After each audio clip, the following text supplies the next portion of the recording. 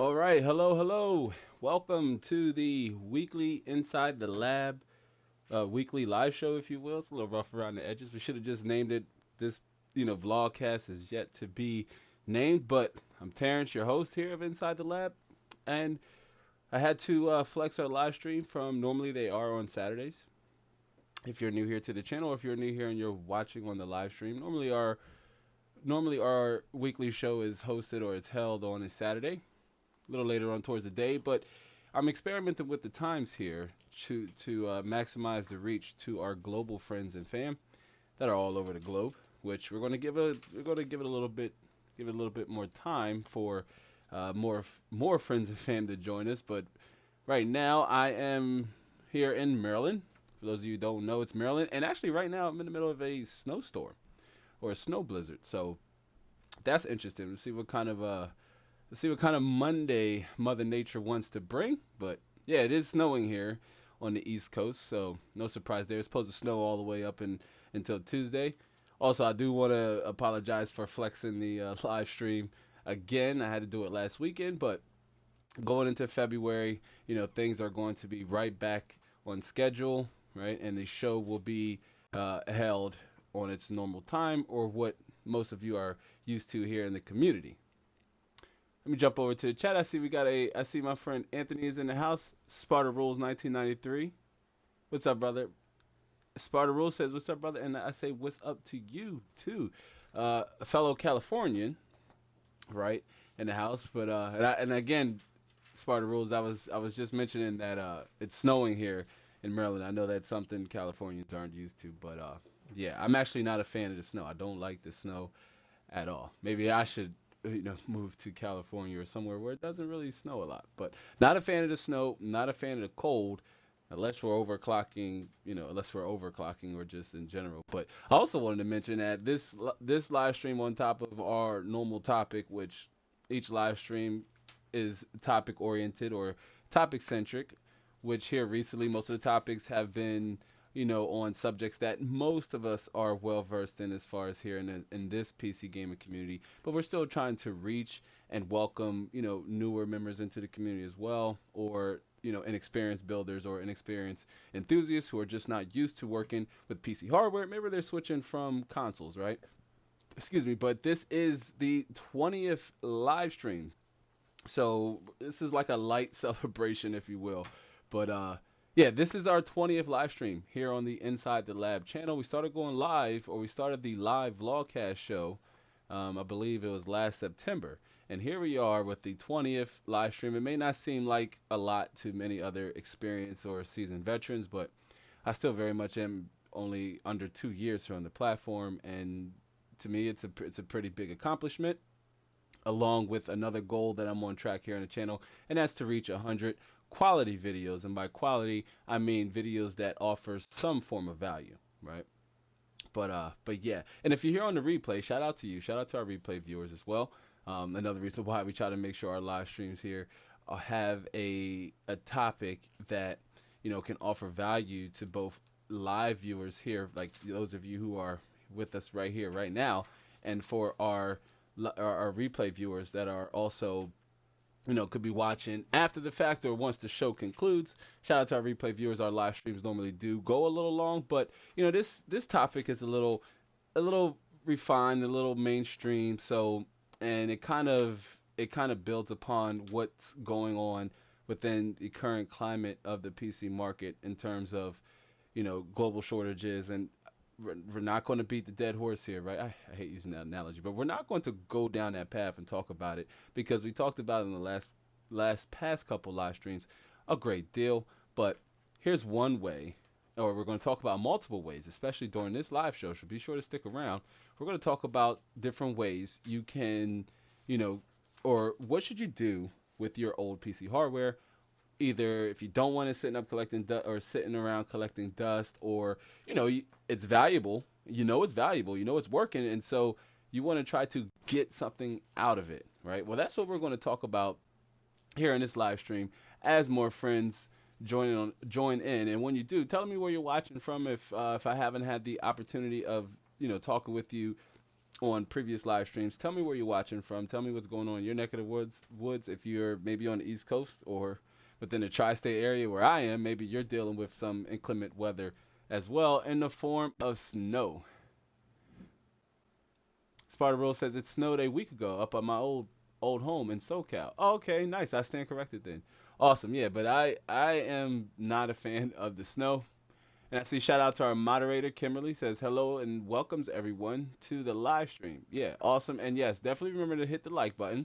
If if you're new here, also remember to subscribe. But definitely hit the like button. It's going to help, give us a bump in the algorithm, and it's going to also help in terms of, garnishing more eyes on the replay, as it's one of our mission goals here in this community on this channel, and that's trying to get as many, convert, if you will, as many gamers as possible over into the PC platform, because it's one of the best ways to experience video games. That's in my honest opinion, right? I know most of you have heard me say this, right? Those of you on the replay and here with me now, consoles have a purpose, but PCs have character. So, and games are also made on PCs. So that's just also something to keep in mind.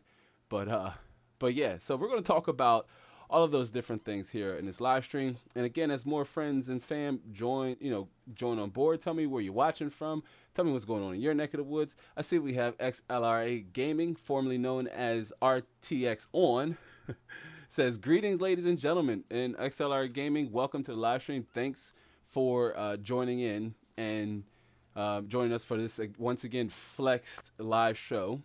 Again, normally it's on Saturdays. I hate to keep saying again, but typically our live shows are held on Saturday.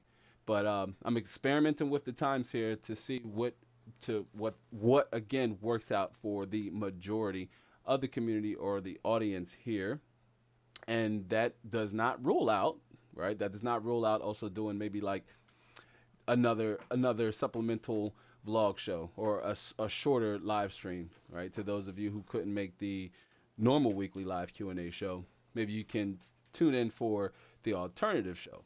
So yeah, celebrating our 20th live stream. It's awesome.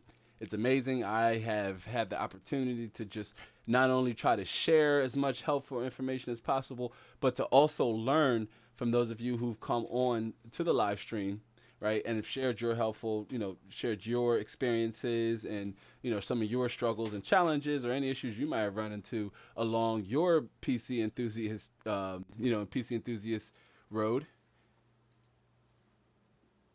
Durko says snow with a awkward emoji. Yeah, I mean, not a fan of snow. If I was a child, maybe. All schools here especially are all closed, but when we were younger, we snow days were lavished upon. When we were younger, and I know especially when I was younger, even though I didn't like going outside, snow day meant no school, which meant I could stay in the house and play games like Final Fantasy X or Final Fantasy 9, Final Fantasy 7, Legend of Gaia.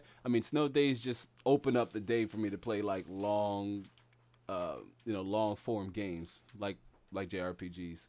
But yeah. So I tell you what, as normal, we got to jump in and do a little bit of housekeeping, right? Oh man, I know some of you probably hate to love this segment, but seriously though, our email list. Sign up for our email list if you haven't yet. I do appreciate those of you who have signed up for the email list. More emails will come out to talk about some of the future content heading your way, especially as we expand the community with our Discord and our Facebook group and some of those other platform extensions, channel memberships, etc.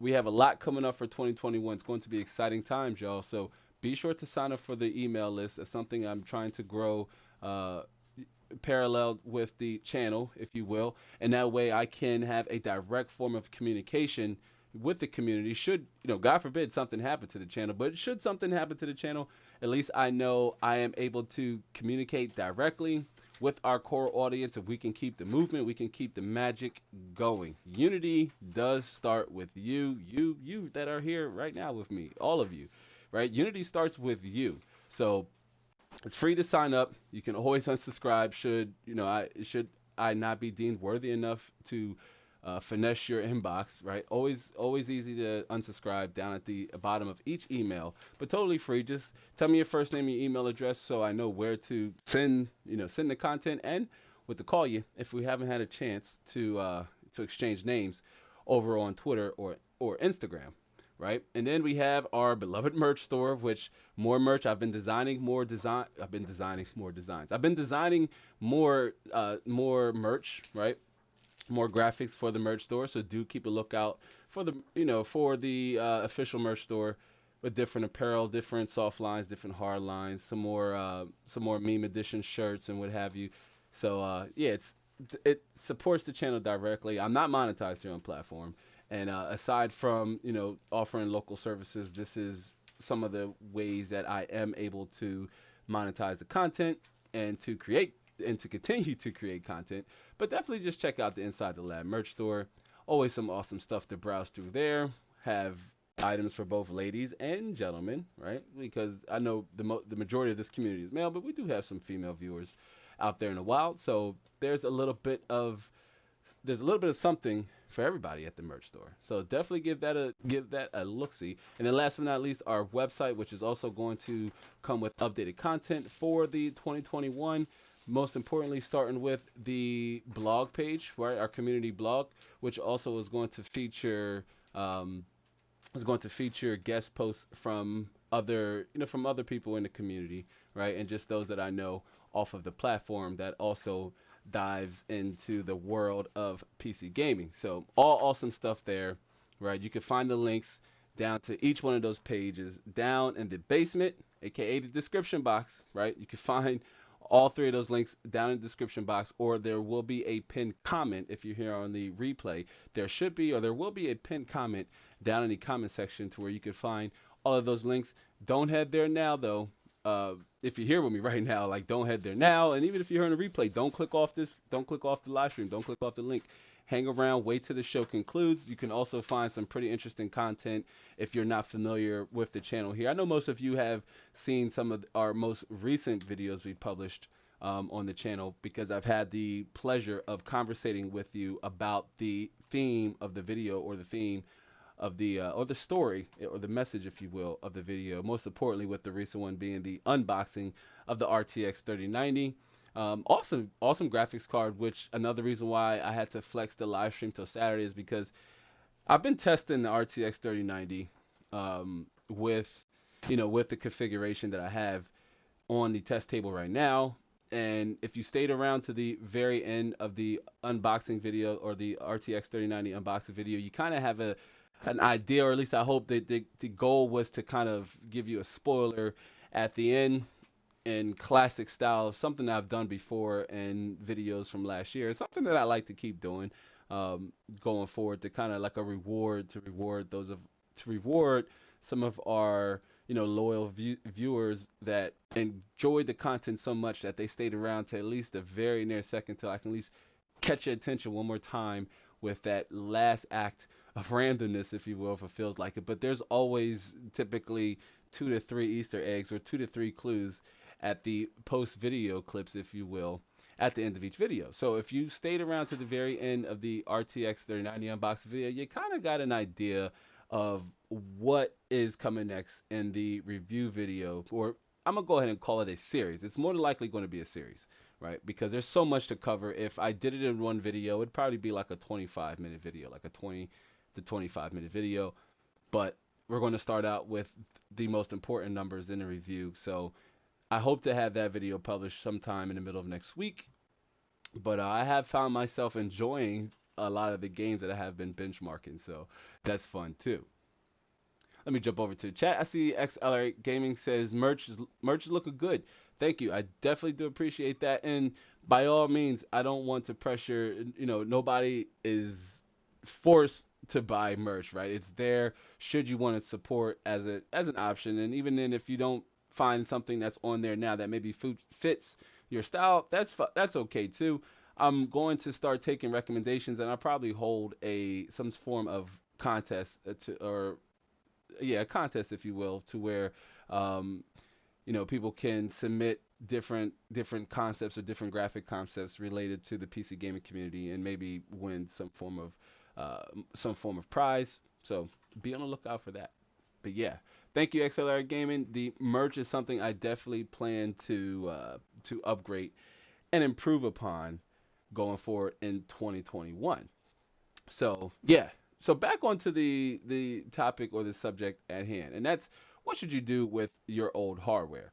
Now, I've talked to I've talked to a lot of you, most of you, some of you who are here on the live stream or are here on the chat with me now, and I know that knowing what to do with your hardware, right? Post once you get your value, once you've extracted all the value you can, or you've outgrown the components in question, or you've outgrown your needs have increased, right? Maybe you started creating content, or maybe you changed your resolution. It gets people in today's PC market world, right? It puts most enthusiasts in what I call, right? Let's fire up our first image scene here, because it puts it puts gamers or enthusiasts, builders, what have you, right? It puts us in this forced upgrade mindset, right?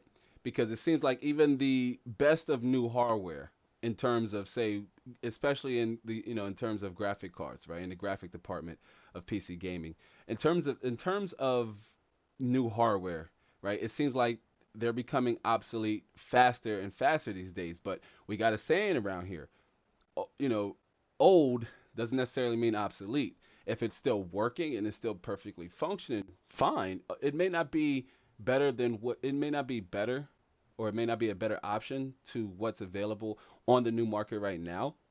But depending on the current state of the market, which we all know the used market specifically is not in a good place. Even the new market is not in a good place right now. But this idea that Nvidia releases new graphics cards, oh hey, I gotta upgrade, right?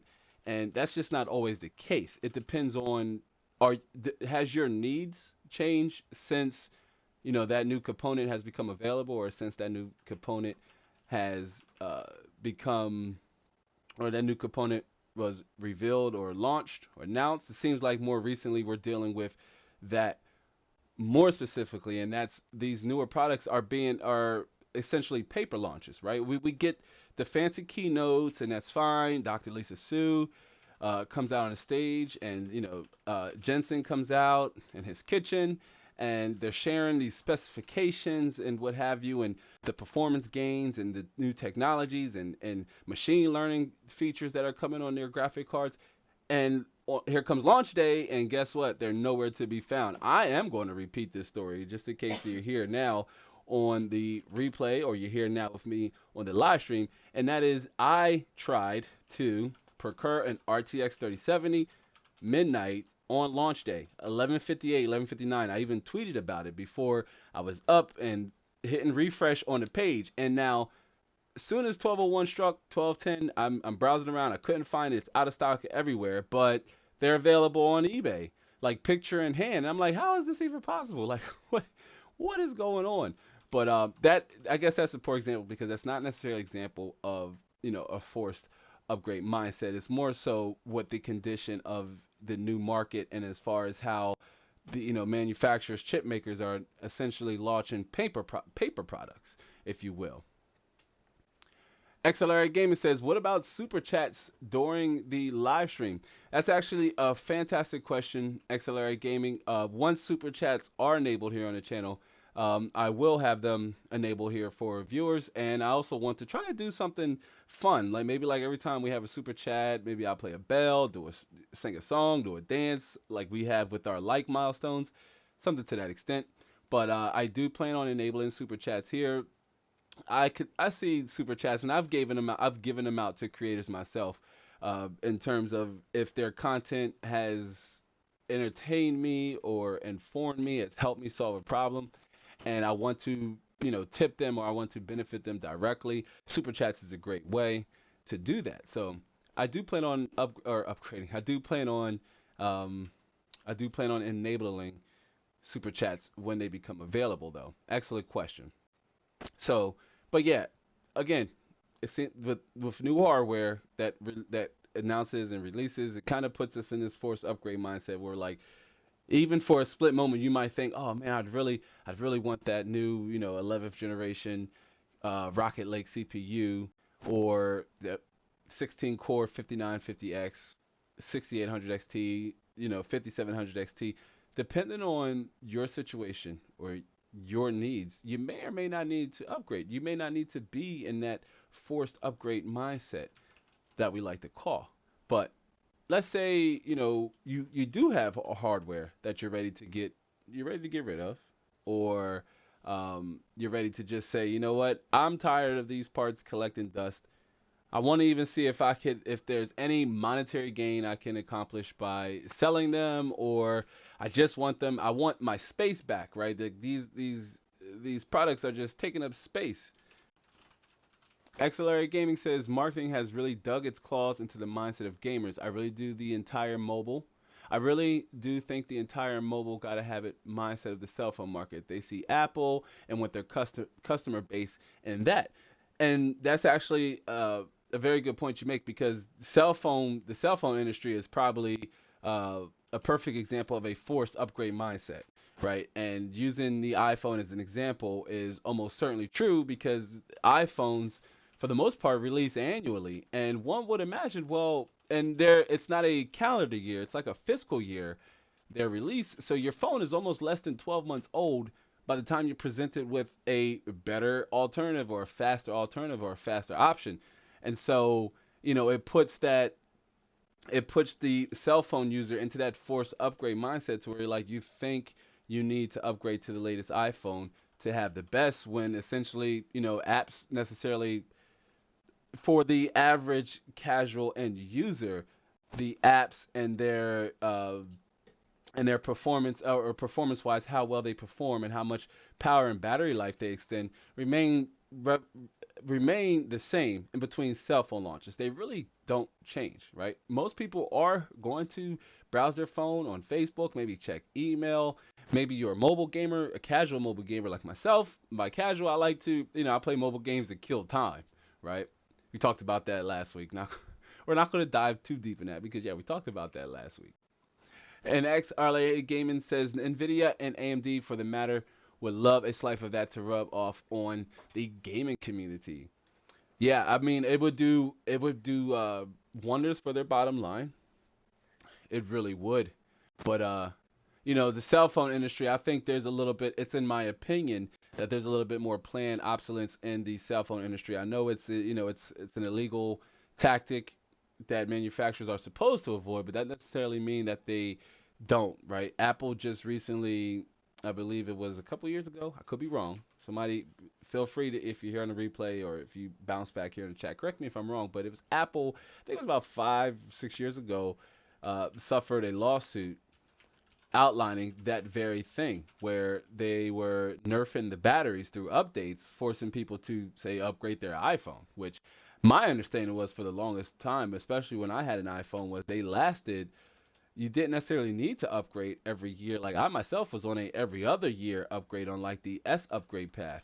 So yeah, but I mean, great example. Great example. As I'm sure, yeah, Nvidia and AMD. I mean, Intel too. The chip, all three chip makers would probably love to push that off into the PC gaming community. I mean, Nvidia kind of has that on lock with their graphics cards. And most people feel compelled to upgrade every time Nvidia comes out with a new series of graphics cards, realizing that at most, if you paid $1,000 for your graphics card, and Nvidia 11 months later is announcing a new $1,000 graphics card that they're saying is like 20% faster, what does that necessarily correlate to in the games you play? How much are you going to get out of that cost, or how much are you going to get out of upgrading to that newer graphics card, right? Because you're still paying full price. You're still paying full price for it, unless you're going to sell your graphics card, which that's something we're going to talk about in this live stream. But on the subject of cell phones, because cell phones especially, are the culprits to this, because I found, when I was doing research a little while back on this topic, um, I found out that what they call e-junk, or waste, right, electronic waste, increased by 21% over the last 5 years. and that equates to about 59 million tons annually. Now, I'm not here to be Captain Planet, and to turn the tide that with climate change and everything, it takes everybody, right? It takes the whole entire population. But for being in this community, right? Being in this niche, the computer, just dealing with computers in general, you have to ask yourself, what could you do on your part to maybe help reduce some of that waste, right? 59 million tons annually. That's a lot. And like XLR8 mentioned, with so many phones being produced and manufactured, that's only going to grow, grow, grow. Landfills are already filled up with older phones, and they have harmful chemicals inside that are harmful to the environment, right? They're detrimental to the environment with chemicals like mercury and other things that would have you. So, you have to ask yourself, what's the best, and by best I mean economical, if you will, right?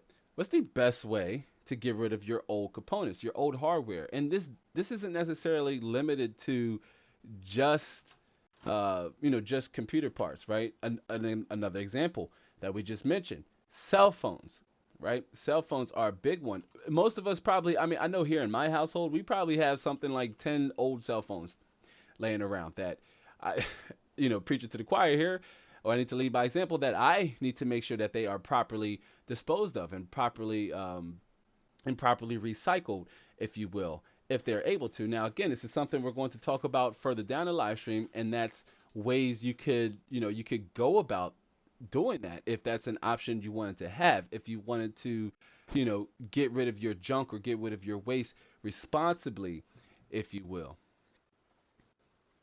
Accelerated Gaming says 21%. That's crazy. So in the next 5 years, will it be 40%?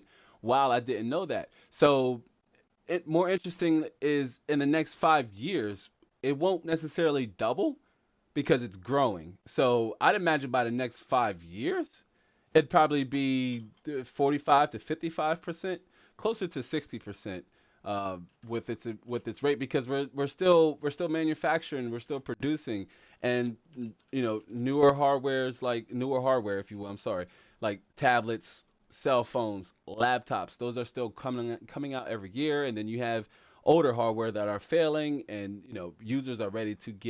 consumers are ready to get rid of them and buy newer parts. So it's the cycle will keep going. But I too was ignorant to this fact, and I wanted to share it indefinitely with you fine ladies and gentlemen here on this live stream, also here on the replay. Shout out to our replay viewers. But yeah, 21% over the last 5 years. That is a big, a concerning problem, because for the most part, fabrication has not slowed down. It's only going to continue to increase.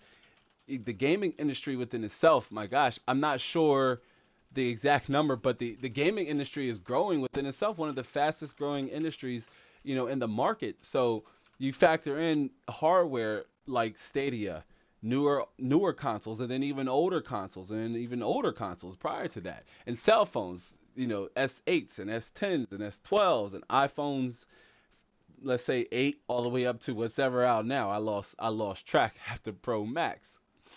But the Mrs. Zombified says, "What up, all? It's good to see you, Mrs. Zombified. Thanks for tuning in for our 20th."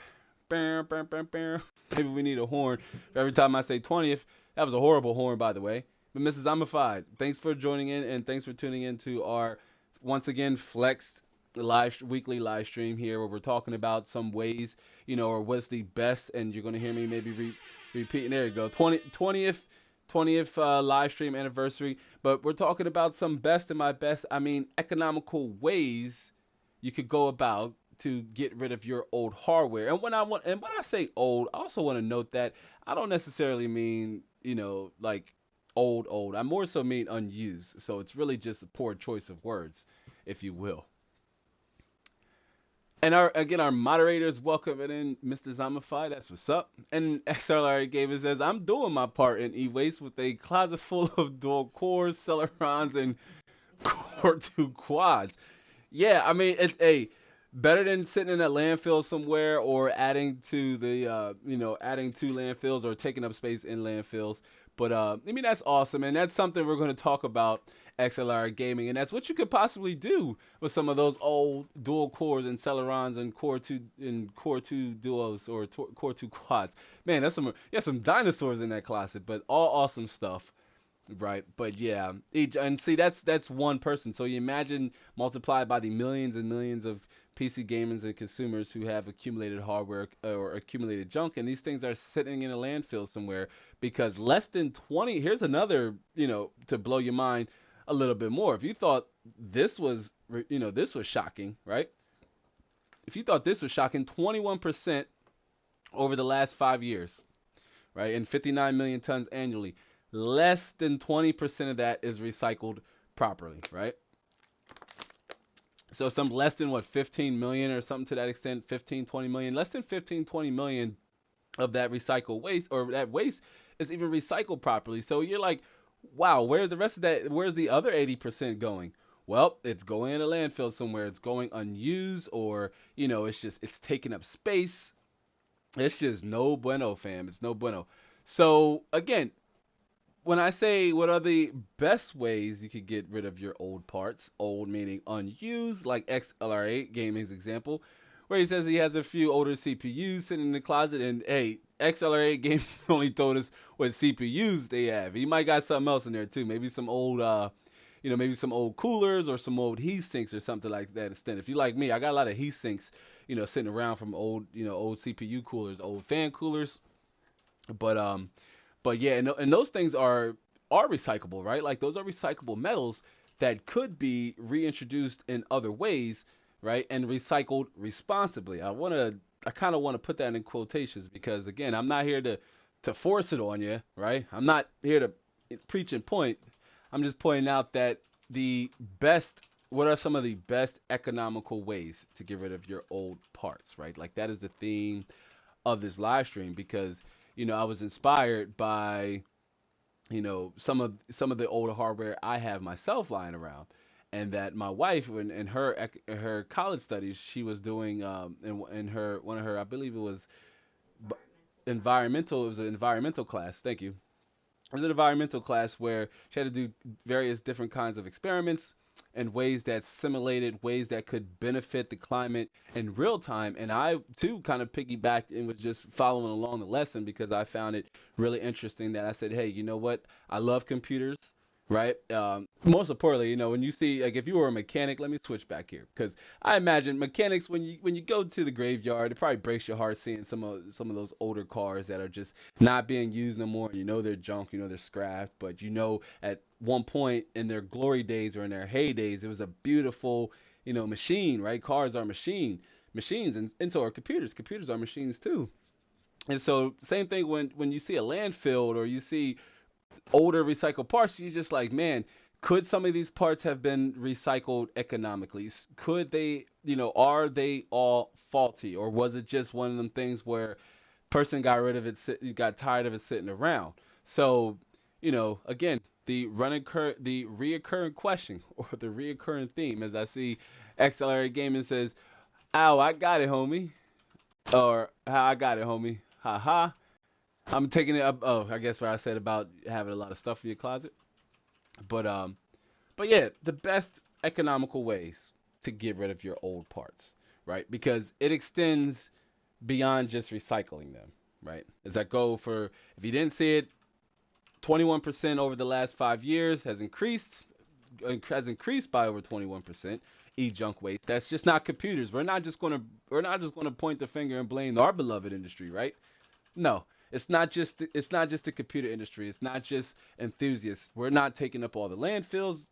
Cell phone users who upgrade yearly and that forced upgrade mindset we talked about in the beginning of the live stream. If you were just joining us, we talked about the forced upgrade mindset and how consumers, manufacturers or XLR8 Gaming added a little bit of commentary to it. How manufacturers, they're designing their marketing campaigns with the idea of the forced upgrade mindset, right? It's a loose term we're going to start throwing around here because, I myself, before I started creating content, was under that forced upgrade mindset where I'm like, oh man, iPhone I had the very first iPhone when they first came out. I'm like, this is great. And then they're like, the second generation iPhone. I'm like, wow, that's even better. I need that too. And then like after the fourth generation, I'm like, well, I don't need to upgrade this phone every year. And you know what? I will go ahead and say the iPhone 4S to date, still one of my favorite iPhones that I've ever used. It was all glass, so it was a little nightmarish, right? Because it got really hot,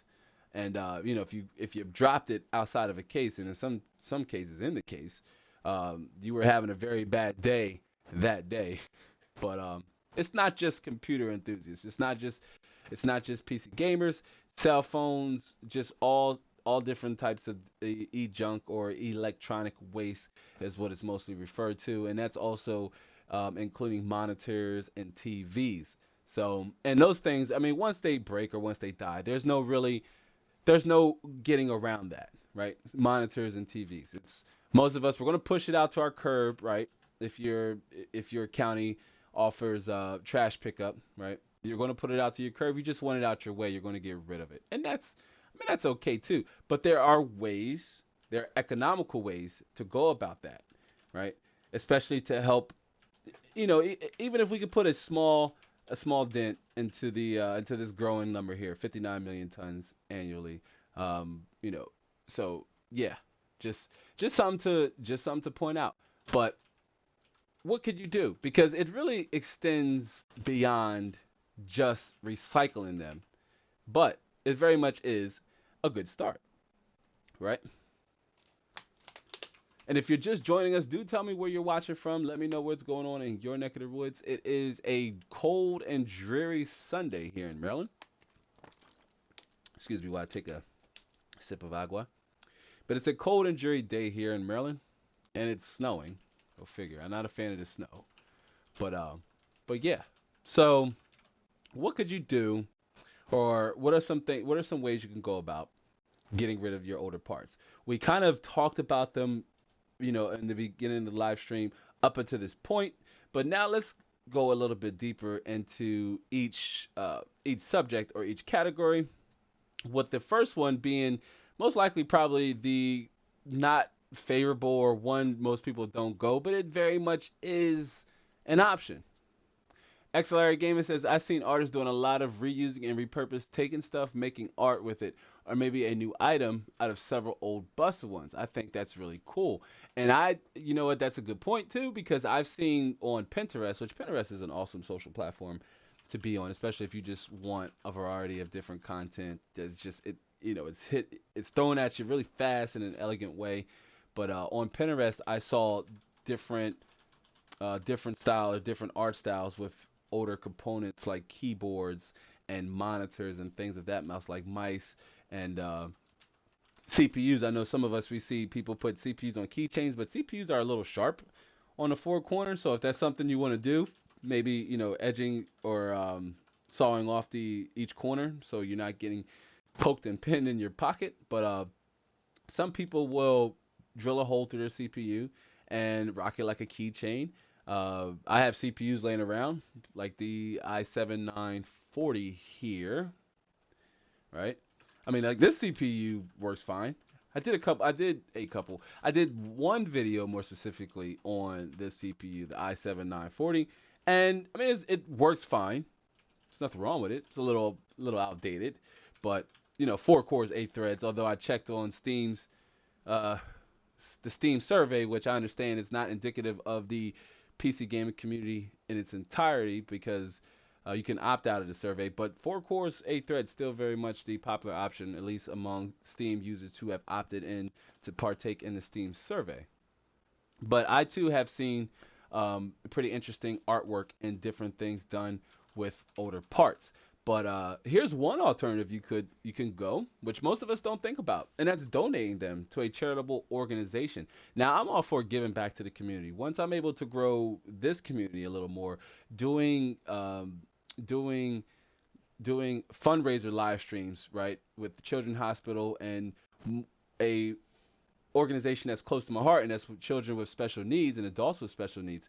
working with organizations like that has been a dream of mine and a goal I really want to accomplish, to just give back. And I mean, in terms of giving back, I mean just beyond money, but also with time. Time is more important than money. But you'd be surprised how, different organizations would welcome in, especially hardware that, is functionable and it's actually usable and it's worth being donated to, or it's worth being donated about. Now, I understand for our global friends, maybe this may or may not be an option for you. This is more so exclusive to those of you who are stateside. But you know, you could imagine how even if you had a whole computer, like an older computer, imagine how one or even two computers could benefit, adults or children with special needs, or how it could possibly pave the way to introduce them to PC gaming, even if it's meant to be used as a STEM activity, right? And if you're for those of you who don't know, STEM is an acronym for science, technology, engineering, and math.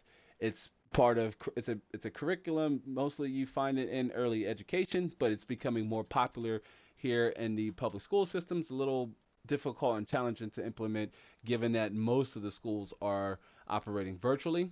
But for most private schools that are open, STEM has become more and more popular. So imagine the concept of just getting a child with special needs introduced to, say, inserting a graphics card or dropping a CPU down in the socket, taking fans off of a case, removing a motherboard from a case, installing a motherboard.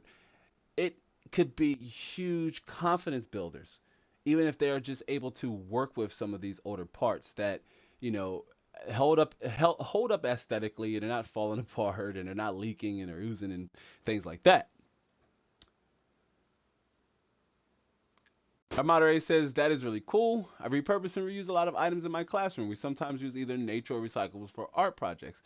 Absolutely. Another perfect way of recycling, beyond just recycling material to be reused, you can also think of alternative different ways you can recycle your products, right? XLR Gaming mentions different artwork, or maybe you're like myself. I am a fan of fandom, so I like statues, I like figures, I like, you know, seeing the merchandise in front of me. So I keep things like CPUs and graphics cards, older graphics cards. Believe it or not, this old AMD graphics card still works as well. I was going to do a video on it a long time ago, and by a long time ago, I mean when I was going on parts hunts. Excuse me, is when I was going on parts hunts, but I wasn't necessarily documenting them. I also think this was before Inside the Lab's inception here on YouTube, where I was just browsing, browsing OfferUp and browsing Craigslist, trying to find good deals and repurposing them locally for people who wanted to get into PC gaming on a super uber low budget. But yeah, so just older, and also an older AM3 Plus motherboard there, just different parts laying around, and that's all only what you can see. The Mrs. Zombify says do-it-yourself NAS system would be pretty sweet. Yes, and that's interesting because that's one of the alternative economical routes we were going to talk about that you could go in. Right, you're jumping the gun, but I tell you what, man, let's lock and load it, because we're going to segue right into that, because you're absolutely right. The Mrs. Zombify NAS system, or even a home server, is definitely an option if one would want to take their experience to the next level, right? Absolutely. And XLRA Gaming says to our moderator, that is cool. Yeah, it's awesome with what she does in the classroom. And XLR Gaming says that's true. Low income families could really use a PC, even if it's an older one.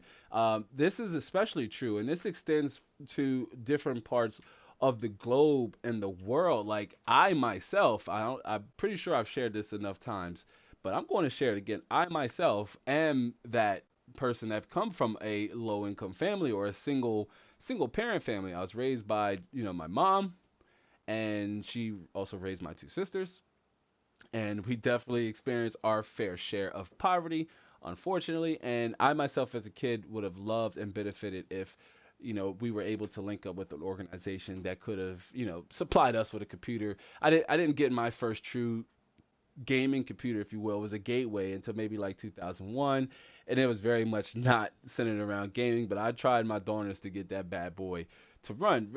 I did the best I could with what I had. And that's one thing I like preaching to viewers here on the channel, that you don't necessarily need the best to experience the best, right? You can make the best of what you have.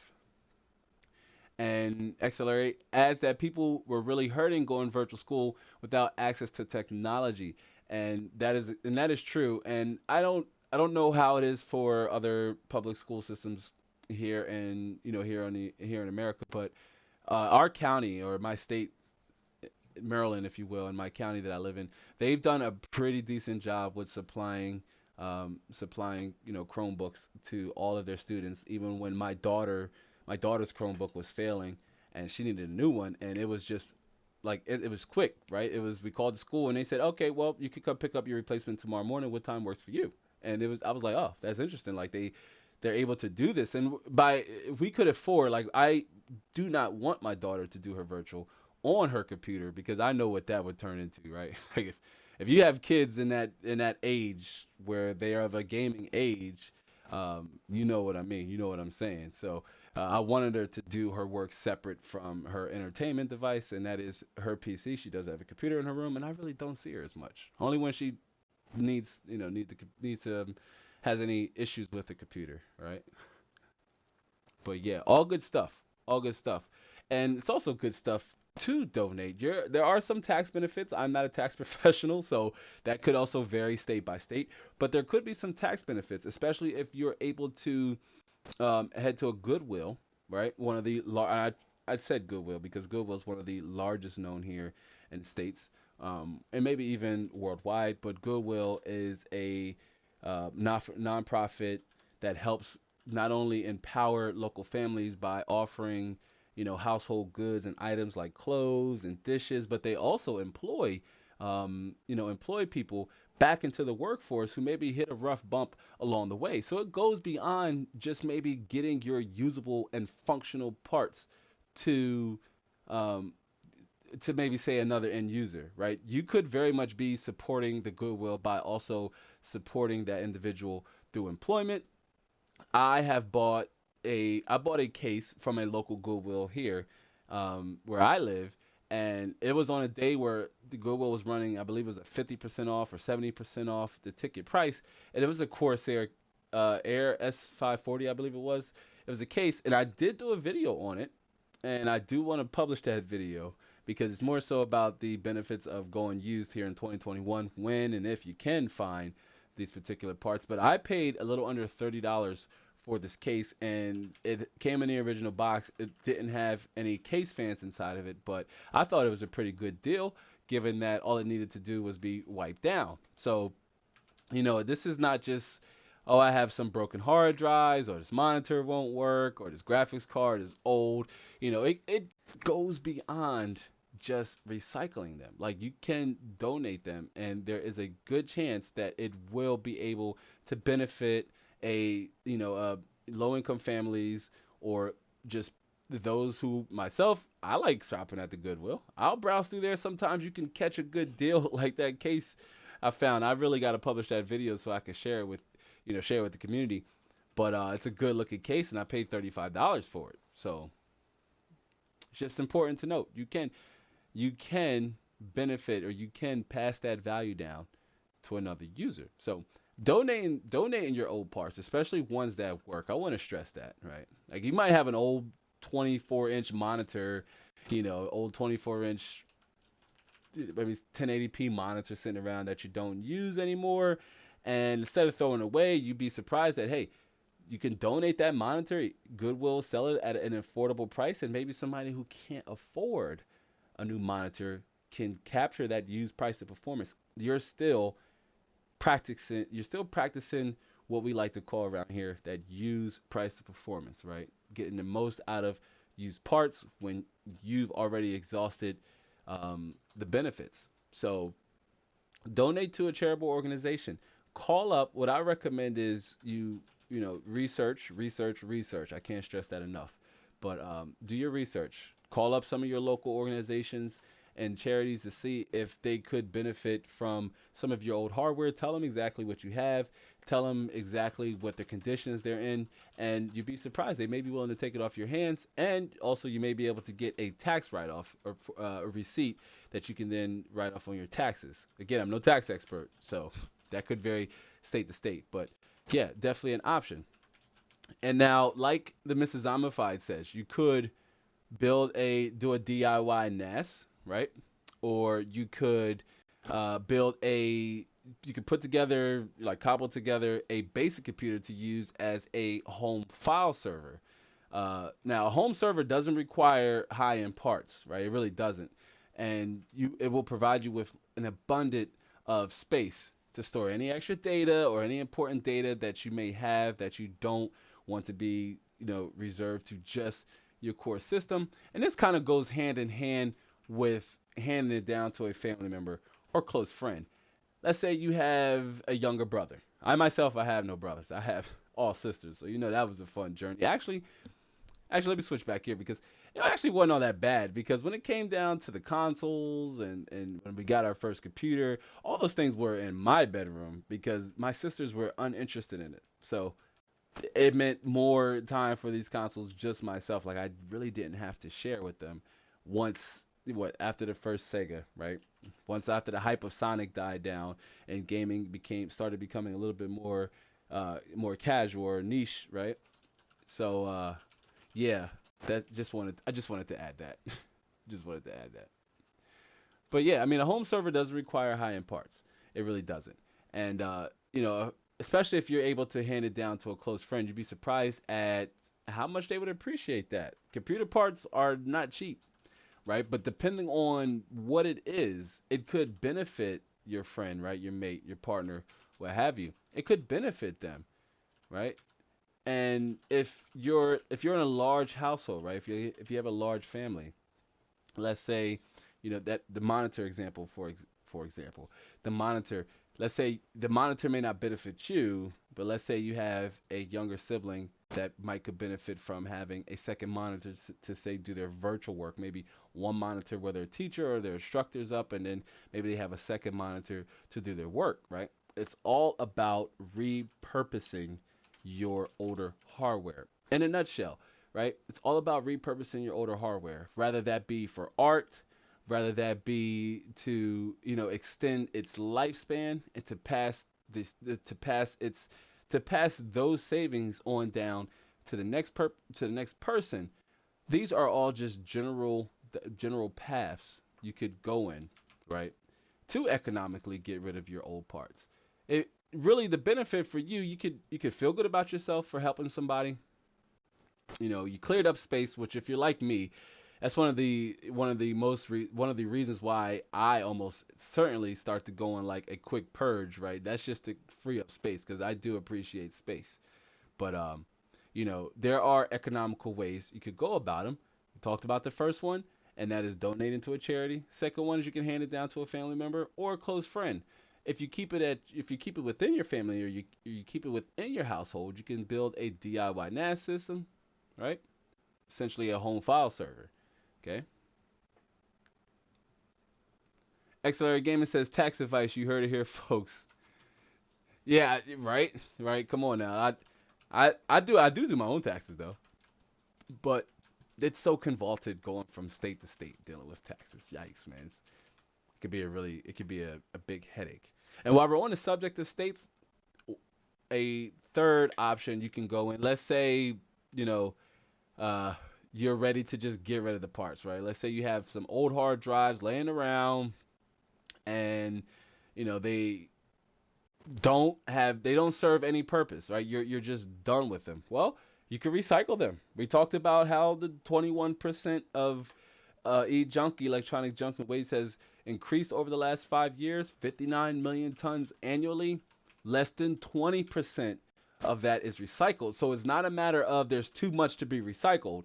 It's just a matter of we're not just recycling them enough. We're just throwing them away to be sent off into a landfill, where there are other economical routes you could go in to properly dispose of them. And by properly, again, I mean responsibly, right?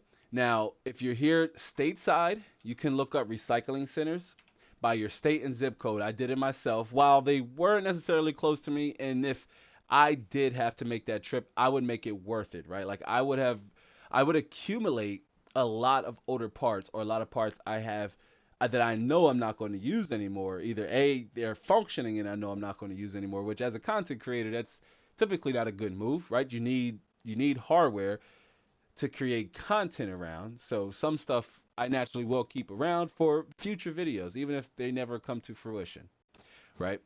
But you can look up recycling centers by your state and zip code, or your locality, even if you're not stateside. Maybe depending on where you are in the world, there are recycling centers you can take your older parts to. You maybe won't receive any compensation, but in most cases, you can deliver them or drop them off free of charge. I know Micro Center, right? Micro Center, depending on the state you live in, Micro Center will accept your old parts to be recycled, and along with Staples, just to name two companies, well, two slightly larger companies, and they're normally all over the globe, right? You can find staplers. Like, wouldn't it be nice if Staples had like a sub store where it was called like Staplers, where you just anyway. But I, I digress. Anyway, recycle them, right? Recycle them, recycle them. Take them to a recycling center, and again, you can feel good that you're doing your part. It's not enough. That may sound contradicting, but it's more of a conundrum. It's not enough. It's a collective effort. If you've seen Wonder Woman 1984, which I have, and my gosh, I wish I didn't, but if you've seen Wonder Woman 1984, you kind of got a understanding on how exactly everybody doing the right thing isn't necessarily, you know, doesn't necessarily coexist with reality, right?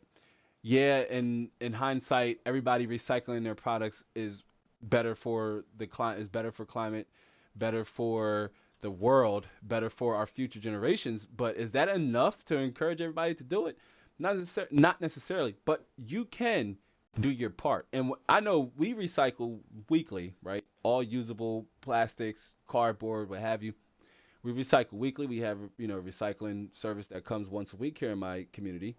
And, it makes me feel good that I'm not adding to landfills with waste that can be recyclable. Now, again, less than 20%.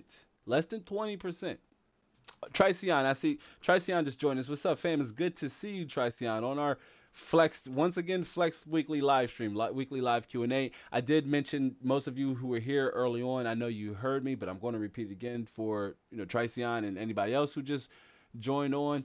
But yeah, I did have to flex the live stream that is normally on Saturdays to another Sunday. But going forward into here February, we will be back on our normal scheduled Saturdays with maybe possible a pop-up weekly live stream here and there. So also do keep a lookout for those, as I have some hardware I would like to test during the stream. So yeah, Tricion's good to see you. We're talking about some different ways you can get rid of your old parts, and we talked about one interesting fact here, and that is 21 e-junk or electronic waste. Right? Let me switch back here.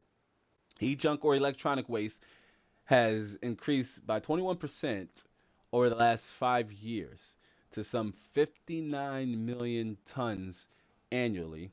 And you jumped on board. I noticed you jumped on board right when I was getting ready to mention that less than 20% of that is recycled.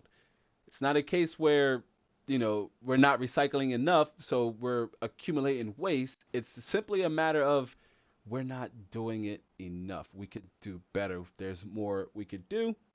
And so if you're like most of us, hey, we probably, maybe you do or you don't. Maybe you do have some older hardware just lying around. Maybe it's valuable. Maybe it's not ready to quite, maybe it's still usable. Maybe it's not ready to hit the recycling bin just yet, right? And then we're also celebrating our 20th live stream.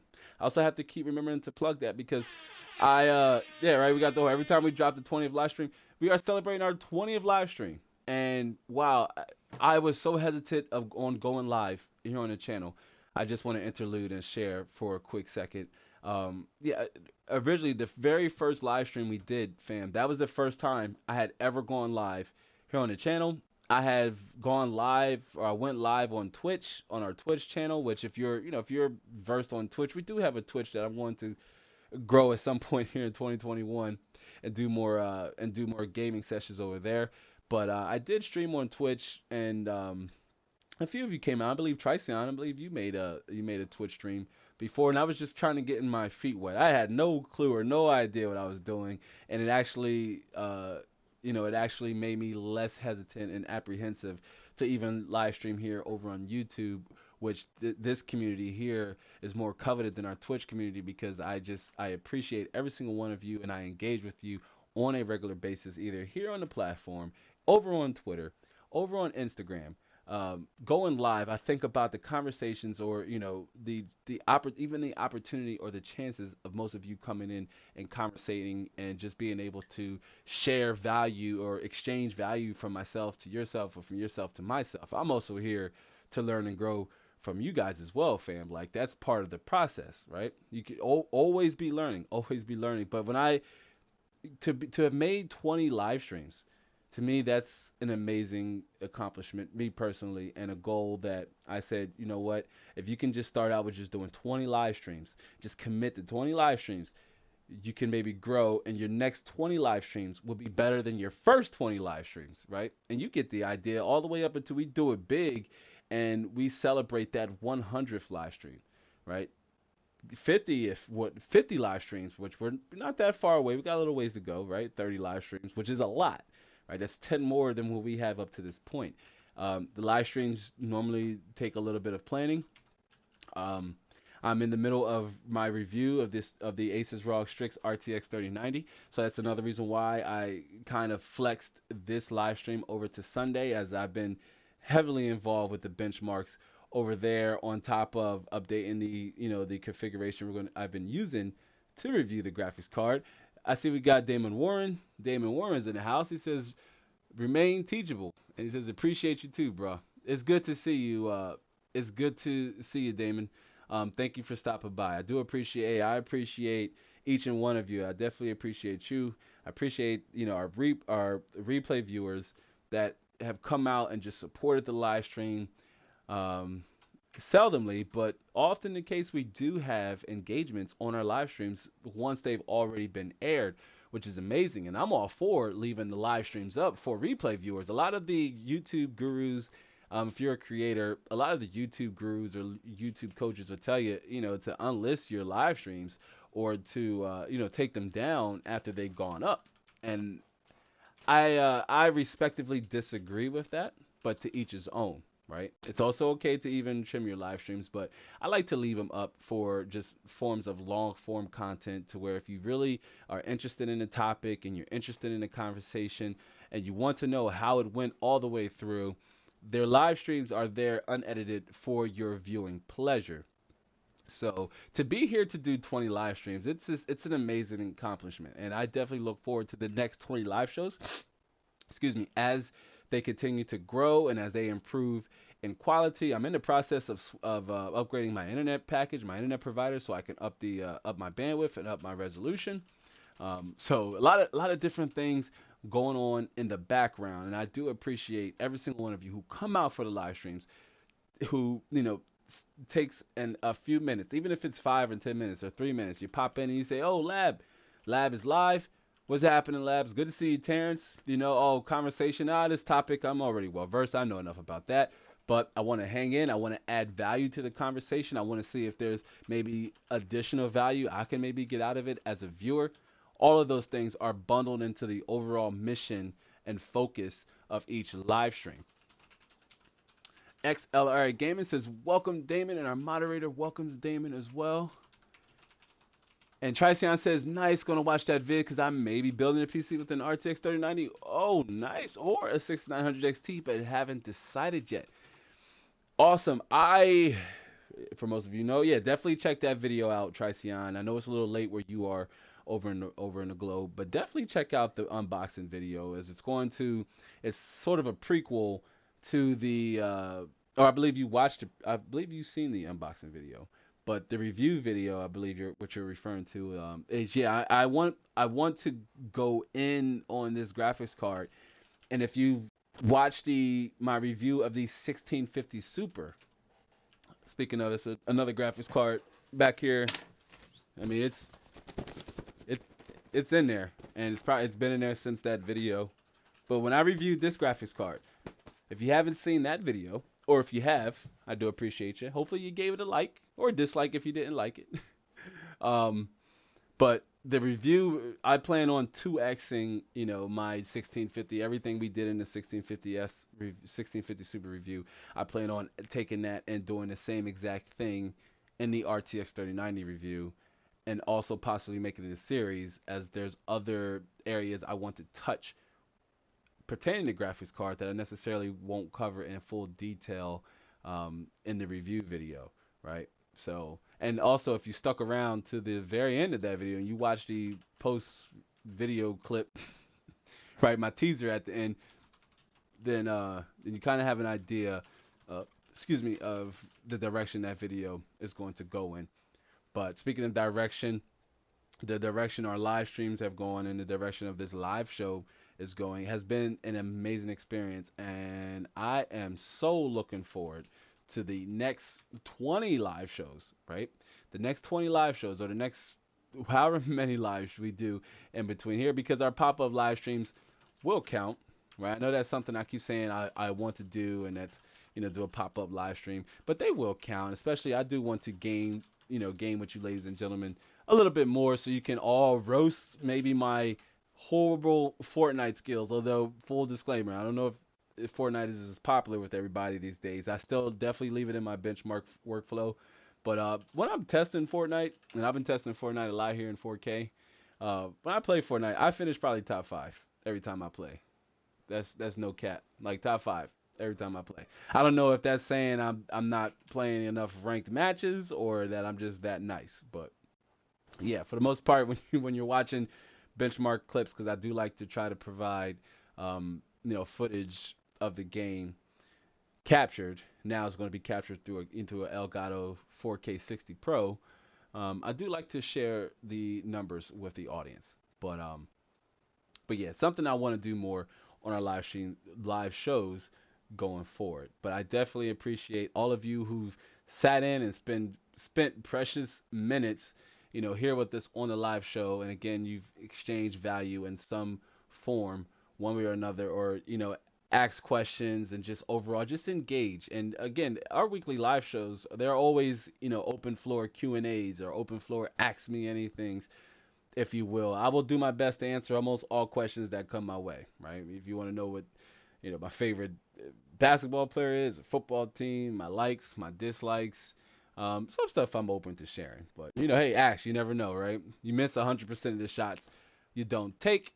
But again, I just wanted to interlude there and just thank everybody. If you're here on the replay, thank you for making it this far on the replay, right? If you made it this far, or just checking out the replay in general. Tricion says, yeah, I watched the unboxing. Pretty sure I watched the 1650 vid. Yeah, I'm pretty sure you did too. Pretty sure we've talked under that video. Tricion says, I played 9 games this season and won every single one of them with a KD of 22. Wow. Top 5 is pretty good. Yeah, that's pretty. I mean, that's pretty good. Because when I'm benchmarking, like, I can't really play uber competitively. Like, I'm playing pseudo competitively because I'm trying to stay alive long enough to get accurate benchmark numbers. But normally, once the benchmark is concluded, or I'm done the benchmarking segment, if I'm still alive in that session and I'm not pressed for time, I'm always pressed for time when benchmarking, right? Like, I never really have time to just play the game, leisurely during benchmarking sessions. But if I have time, I will go in. I will try to convert to a more competitive mode. And normally I finish top 5 if I'm able to stay alive that long. But normally I'm trying to play to get, representative numbers of performance with the hardware. But yeah, I mean, top five is all right. Top 5 is alright, I guess. I'm super cash when it comes to Fortnite, all multiplayer games in general. But I more so do like playing Fortnite because it's one of the games I'm good with KBM. I don't play with a controller on keyboard, so yeah. Triceon says, yeah, my brother has a 1650 Super now because of that video. Awesome, man. That really warms my heart, Triceon. That's what's up. That makes me feel good that that content was helpful and informative enough to help you, little bro, make an informed buy, because it doesn't matter how much your graphics card costs. I don't care if you dropped the RTX 2080 Ti $1,100 or $2,000 RTX 3090 or even $169 1650 Super. Your money is your money, and just because one may be a higher amount and one is lower does not make yours any less significant, right? Your money is still your hard-earned cash, so you want to make sure you're spending it right. So, yeah, that's what's up. Good stuff. Good stuff, Triceon. Definitely, and also, welcome your little brother to the community, right? I know you officially have to be over 13 to yeah, you officially gotta be over 13 to operate on YouTube, but come on, it's 2021. We all know what's up with that. And XLR Gaming says my daughter wants to get into Fortnite. I'm gonna start her up on it, even though I never played it. It's pretty fun. You might even enjoy playing it with your daughter. I know me and my wife, our moderator, we play with our kids every once in a while. Although I don't like necessarily playing with my kids because they don't play serious enough for me. They may be watching now, and I don't even care. But I don't like playing with my kids because they play too much, right? They don't take the match serious. So I let them spectate. I let them spectate. But you probably will enjoy playing with your daughter. It's super cash and super fun, especially if you just want to jump in and just have dumb fun playing a multiplayer game. And you don't doesn't require a beefy system to run either. It's Fortnite. The strategist 418, what's happening, fam? It's good to see you. I think this is your first time tuning in for the live show. If it isn't, I do apologize, but I strongly do believe this is your first time. Welcome to our weekly live Q&A. Normally it is on a Saturday, but I flexed it to a Sunday because of the RTX 3090 review project that's currently being produced. This topic, we're talking about some ways, some economical ways you could, get rid of your old parts. Right? We talked about donating them to charity or just a quick economic way to get rid of them if that's an option in your area, or handing them down to a friend or family member to build maybe a home file, home file server or a DIY NAS system. Totally different, many different options you have. One fact that we have been throwing around is that 21% or e-junk, electronic junk waste has increased by 21% over the last 5 years. 59 million tons annually, and less than 20% of that is recycled, right? There is more we can do. Fam, ladies and gentlemen, we can do better. It's a collective, I will admit. And on top of that topic, though, we are light celebrating our 20th live stream, right? 20th live stream here on the Inside the Lab channel. So welcome to Strategist 418. The strategist says, I bought an RTX 3070, wondering what to do with my 2060. Well, I tell you what, the graphics card market is super hungry right now for graphics cards. The RTX 2060, I had mentioned earlier that I had browsed through like I normally do. I'll just kind of casually look over the Steam survey. I know it's not indicative or representative of the community at a larger scale, because even if you do have Steam downloaded, you can opt out to share your hardware with the survey. But at a glance, it can provide you with a little bit of hindsight to see what is important, at least among gamers who have opted in to register their hardware with the Steam survey. And I'm going to tell you what, the strategist 418, the RTX 2060, one of the most popular graphics cards on Steam right now, just under the GTX 1060. No surprise there that 60 series graphics cards are kicking butt right now. I gotta say kicking butt because this is a family-friendly environment, fam. Like, bring your kids, bring your spouse. We're here to have a good time and talk computers, right? But yeah, the RTX 2060, high demand graphics card. You'd be surprised if that 6 gigabyte VRAM buffer, right, and a perfect entry to ray tracing and DLSS. Should someone want to, dip their toes in that. We all know how much XLR8 gaming loves DLSS. And Tricion says, my little brother has my old PC. The 1650 was for my older brother. Oh, okay. All right. Well, that's what's up. Looking out for the little brother. Nice. Good stuff. Good stuff. And strategist says thanks. No problem. And Accelerate Gaming says, hey, donate it to me. I'll make art with it. Yeah, I'll make some art with it too. Some rendering, some art. Right? And the strategist says, I'll think about it. And Damon says, I accept donations, right? Like, I would love to mess around with an RTX 2060 right now. I did want to do some future content with an RTX 2060. Should the graphics card market still dry up like it has now, and more so, there aren't any, and by any I mean there aren't better options in that $300 to $400 price range if you're not ready to bump up to a 5700 XT, but you still maybe are on an older 10 series or 9 series, maybe even 7 series graphics card, and you're ready to take it to the next level and enjoy some of these newer technologies. I know it's not popular in the gaming community.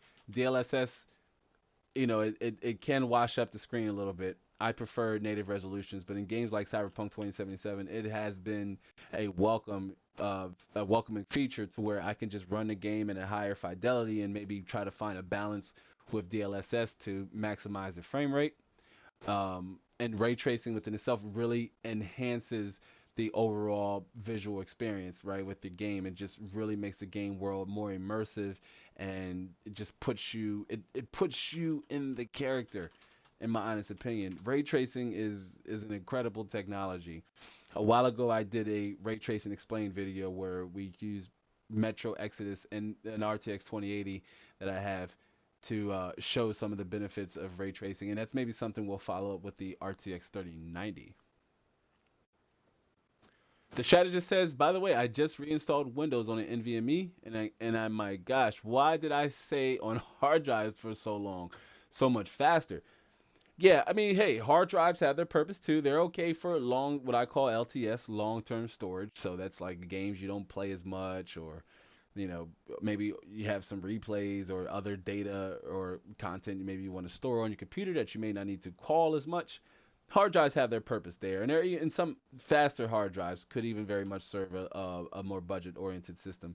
But yeah, absolutely. Even with going with just a standard solid state drive, a standard SATA SSD, so much more improvement over switching from like a hard drive to SSD, especially with just overall system responsiveness, faster loading times. I have Cyberpunk 2077 installed on an NVMe M.2 on my main system or my core system, and the loading screens, like I mean, I look down and it's ready for me to advance like seconds, like it's really really fast, really fast.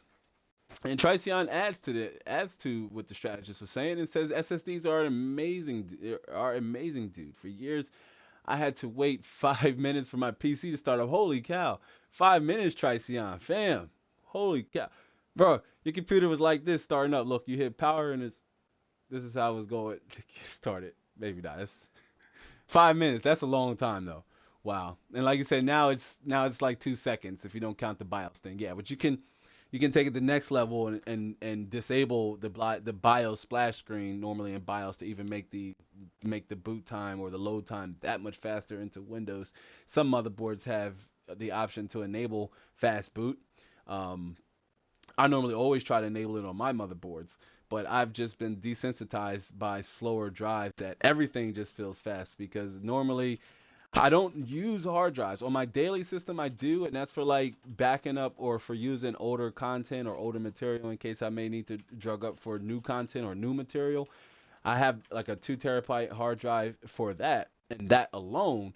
But everything else is NVMe with one additional SSD for games I normally don't even play as much. But I have one for games that I play normally all the time, and some that I just feel like if I want to jump in maybe and jump in and play The Witcher 3 or something like that.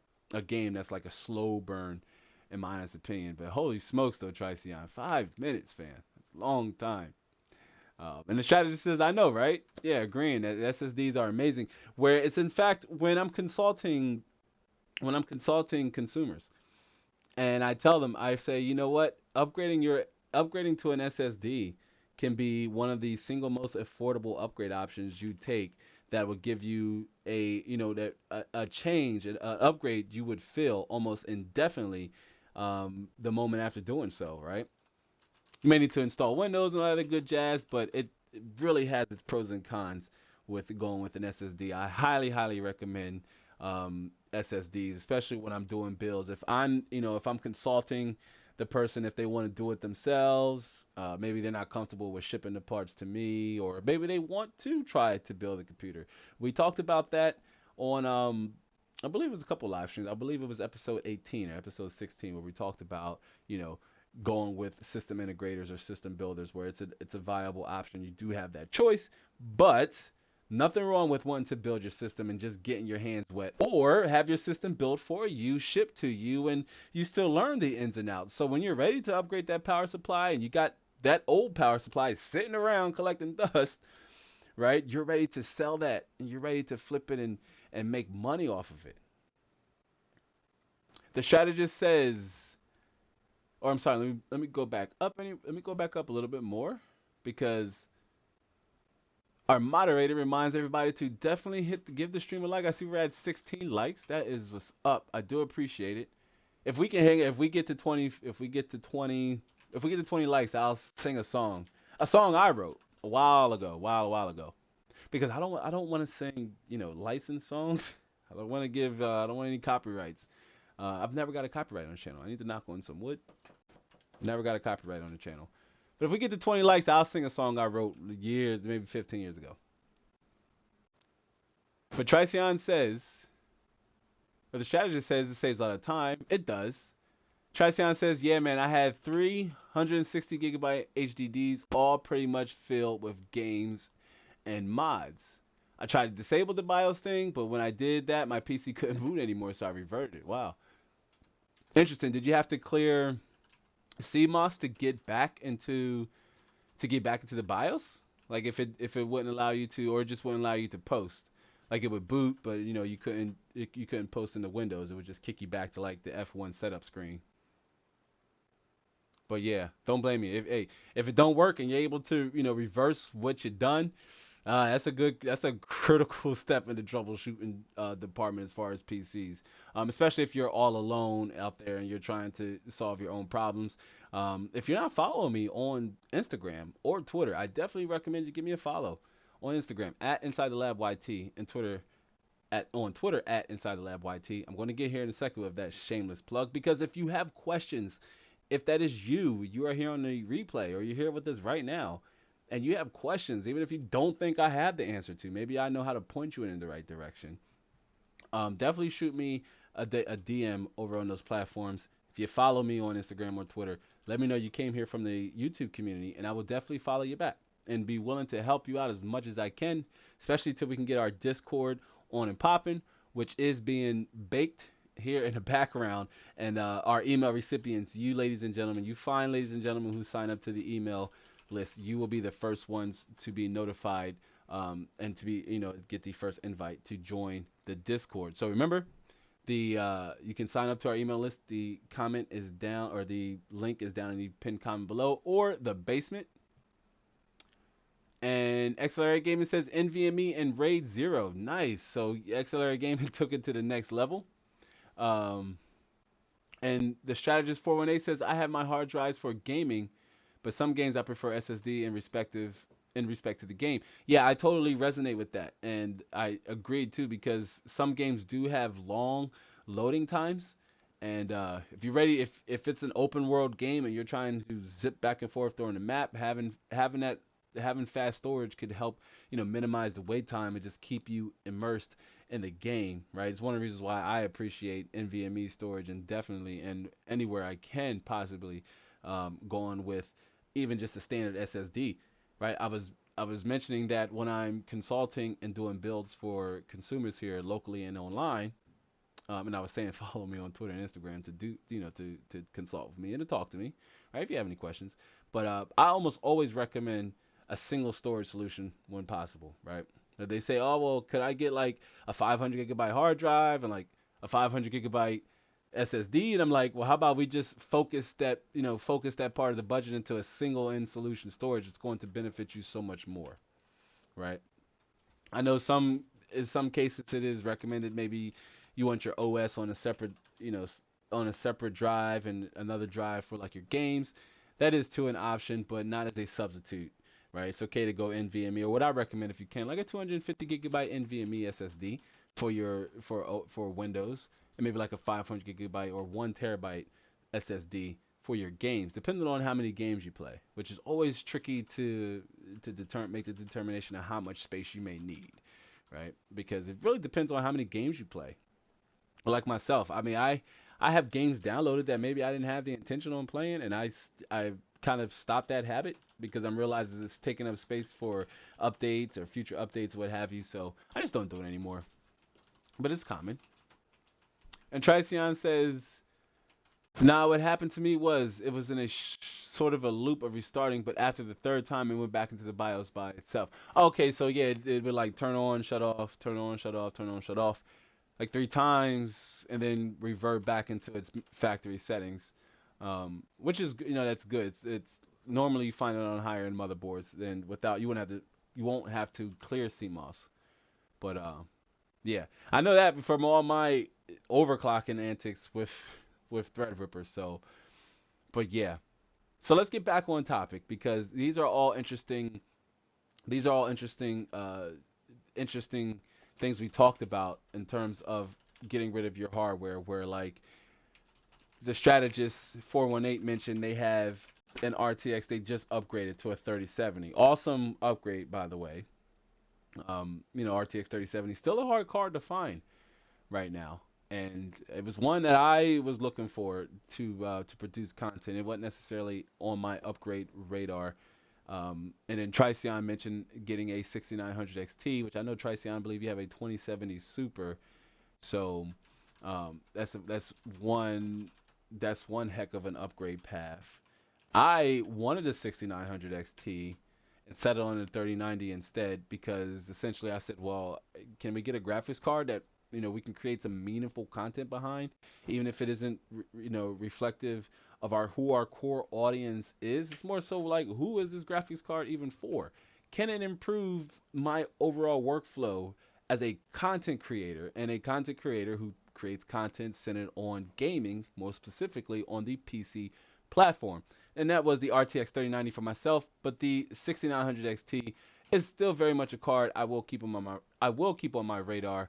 I have some aspirations here to at least get in the top 50 or top 100 in the Firestrike Extreme, I believe it is, or Firestrike Ultra, one of the two. I believe it's Firestrike Ultra. Getting on the Firestrike Hall of Fame leadership board, but they're mostly flooded with 6900 XTs right now. Like, believe it or not, the top.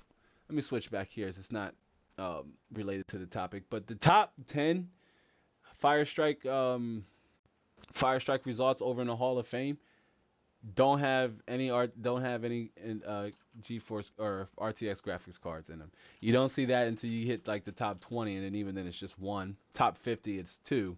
Top 100 it's like four. So I imagine I myself would likely need to get a 6900 XT if I'm going to get on, even if it's just the top 100 and possibly a more robust CPU. So yeah, that's a future project that I'm going to say. Be sure to like this video, most importantly, but also do be sure to subscribe if you're not already, so you can catch that series when it definitely drops. Tricion says, I don't even know what CMOS is. It's all good. So CMOS is just the battery on the motherboard. My motherboard is, I don't see my CMOS battery. Oh, and this is I believe this is the Maximus Hero, but it's the battery on the motherboard, and it stores all your motherboard's information. So one way, like when I was overclocking on the Intel, I believe it was the X58 motherboard, the DXSHR, I believe it is. Man, when I was overclocking on that video, I almost always had to pop the battery out because it would not boot, it would not post, it would just give me a black screen. In fact, at one point I thought I had killed this CPU because I considered delitting this CPU just for fun to see how far we can overclock this quad-core i7-940. And I thought I killed it during its overclocking sessions because it just kept giving me a black screen every time I turn on. Like, it wouldn't post, it wouldn't do anything. So most of the time you want to pop your battery. What I do with my CMOS battery is I pop it out depending on the platform, depending on what I've done, and depending on what the problem is. I normally will leave it out for like 20 minutes. The idea is you want the battery to drain. You want it to kind of like die out. So when you pop it back in the motherboard, it'll put the motherboard back in its factory state, right? All the settings you applied that maybe caused the PC to not post, it'll all just revert back to your factory settings. But I also had to do it on my Asus Prime X399 motherboard, and the overclocking Threadripper story time with the 1920X video. Man, I love that video. It's very different as it's third wall breaking, if you will. Um, but there was some production issues with that video that could have made it better. So it is a topic we're going to revisit, but still one of my favorite videos to produce. Definitely recommend you checking out. But yeah, I had to clear the CMOS battery in that a few times, overclocking Threadripper, because I would get that black screen too, where a couple times I thought I might have killed my chip, but nah, just pop the CMOS battery out, 30 minutes, 20 minutes, 15 minutes.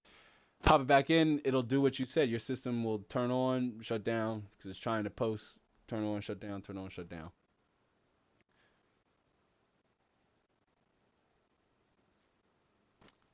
And then Tricion says, not getting that GPU for myself. Way too expensive. Going to build a PC most likely. Oh, okay. Nice. I mean, bro, even just to have it in your hands. Like I want a 6900 XT. Just I mean, a high-end AMD graphics card. I need that in my hands. It's been a while, right? It's been a while since we could say, quote, high-end AMD graphics card. But 6900 XT, yeah, I definitely would love to get my hands on one to test. But I had to conceive my search because just all signs were pointing towards me not being able to find one sooner than I would have liked to get one, and I've been trying since launch, since December. And XLR Gaming asked that and says, yes, it's the battery on the motherboard that saves the BIOS settings. Yep, we just was talking about that. Again, you can pop it out. I know I've popped it out a couple times, and it's dropped like down in the case. Man, if I could just capture and document some of the issues and just antics that take place off camera, it'd be a fun video series within itself. But normally when I pop the battery out, like it almost always drops down in the case, and I thought I had lost it in my X399 build, but hey, it just required a little bit more work. And Trisound says, yeah, it's behind my GPU somewhere. Yeah, normally it's accessible. Sometimes it's not accessible. And the chat just says, Lab, have you ever had anyone who asked to build them a PC for emulation? I have not. That's a great and interesting question. I have not. But even if I did, a lot of the core questions that I would ask to make sure that I am delivering on their needs and that they are getting the ideal system for their needs, I will still start or go in that same general direction, right? And make sure we allocate, we allocate parts of the budget that are important to that end user's need. So if your need is emulation, then your budget needs to be focused around parts that are going to help you accomplish that task. XLR Gaming says, I had an odd thing happen the other day with the motherboard I was upgrading. It it had 8 gigabytes to 16, and when I installed it with 16, it would not boot at all until I took out one stick. It would not boot with 16 gigabytes when I shut it down and had 8, and the only way I can get it to start was bringing it back down to 8. It booted up by installed the other stick, and all was well. So I wonder, could have been maybe a faulty stick, maybe, or a faulty DIMM.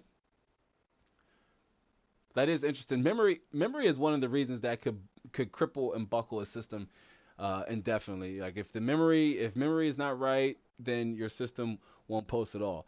Uh, if you're an experienced builder or if you're not an experienced builder, you may have noticed that when you build a system and you turn it on, you may see a small LED bounce from, say, the upper right hand corner near the RAM, maybe a small light by the CPU socket or the CPU fan, another one by the GPU the PCIe lane, and then another one by the chipset.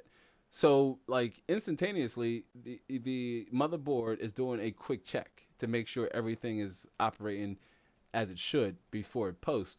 And if memory is having any form of any kind of issue, and you just won't, it's one of the most difficult things to troubleshoot, right? Because you almost need more memory lying around to help with your troubleshooting process, right? That way you can use the process of elimination to solve to find out what is the faulty part here. Why aren't the full amounts of RAM being registered? And Triceon says the AMD 6000 series GPUs are easy to find over here, but the RTX cards are nowhere to be found, or at least at a normal price. I remember you shared that with us before too, and that's very interesting because it just goes both ways here. At least for me here in Maryland, trying to find them in Micro Center has been near existent. Trying to find them at Best Buy has been near existent. It's just not possible. And then everywhere else they're just scalped. Like I'd be paying maybe the equivalent of an RTX 3090 for a 6900 XT. And that's just something a route I didn't want to go, me personally. XR Gaming says it would not boot with 16 gigabytes when I shut it down and had 8. And the only way I could get it to start was bringing it back down to 8. It booted up by installing the other stick. Wow. Yeah, that's interesting. So did you just so you went with just the single stick of RAM then, right? Which memory was that too, by the way? Tell us what the memory was. As you say, and all was well. All was all good in the neighborhood. Right. Well, I tell you what.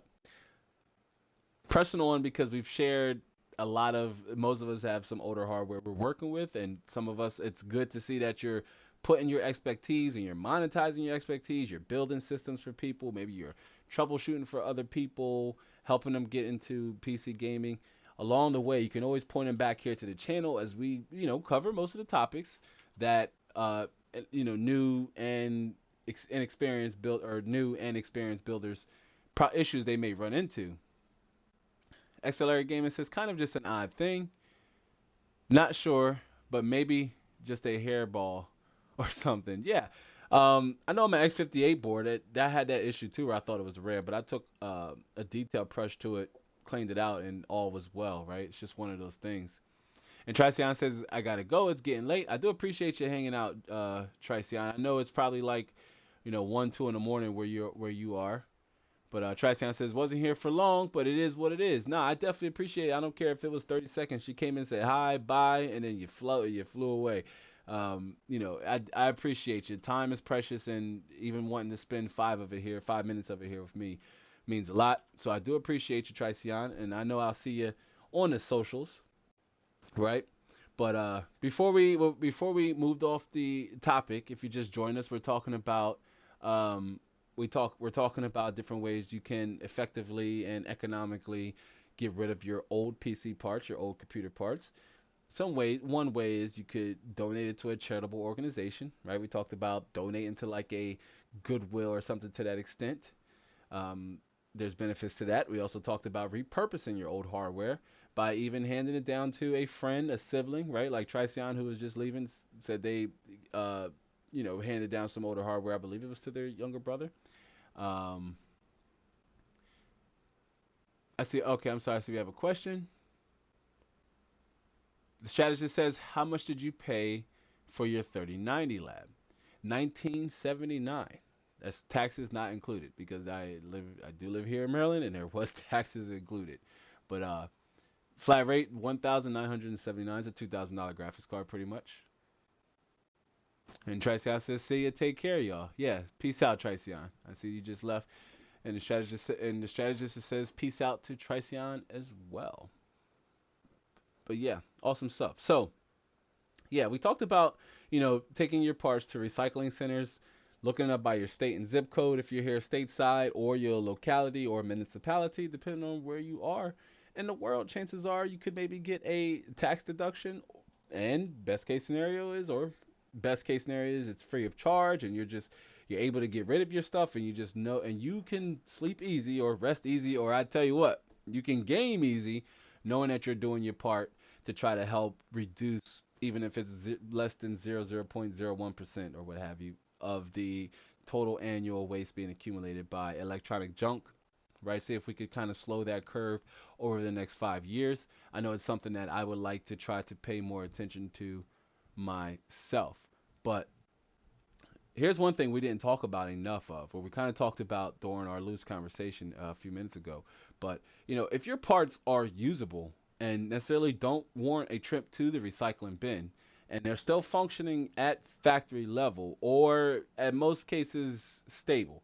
If I'm selling a used part, I almost definitely try to make sure that it is running at what I call factory stable or factory level stable, to where it may not be as good as it was when it first launched, right?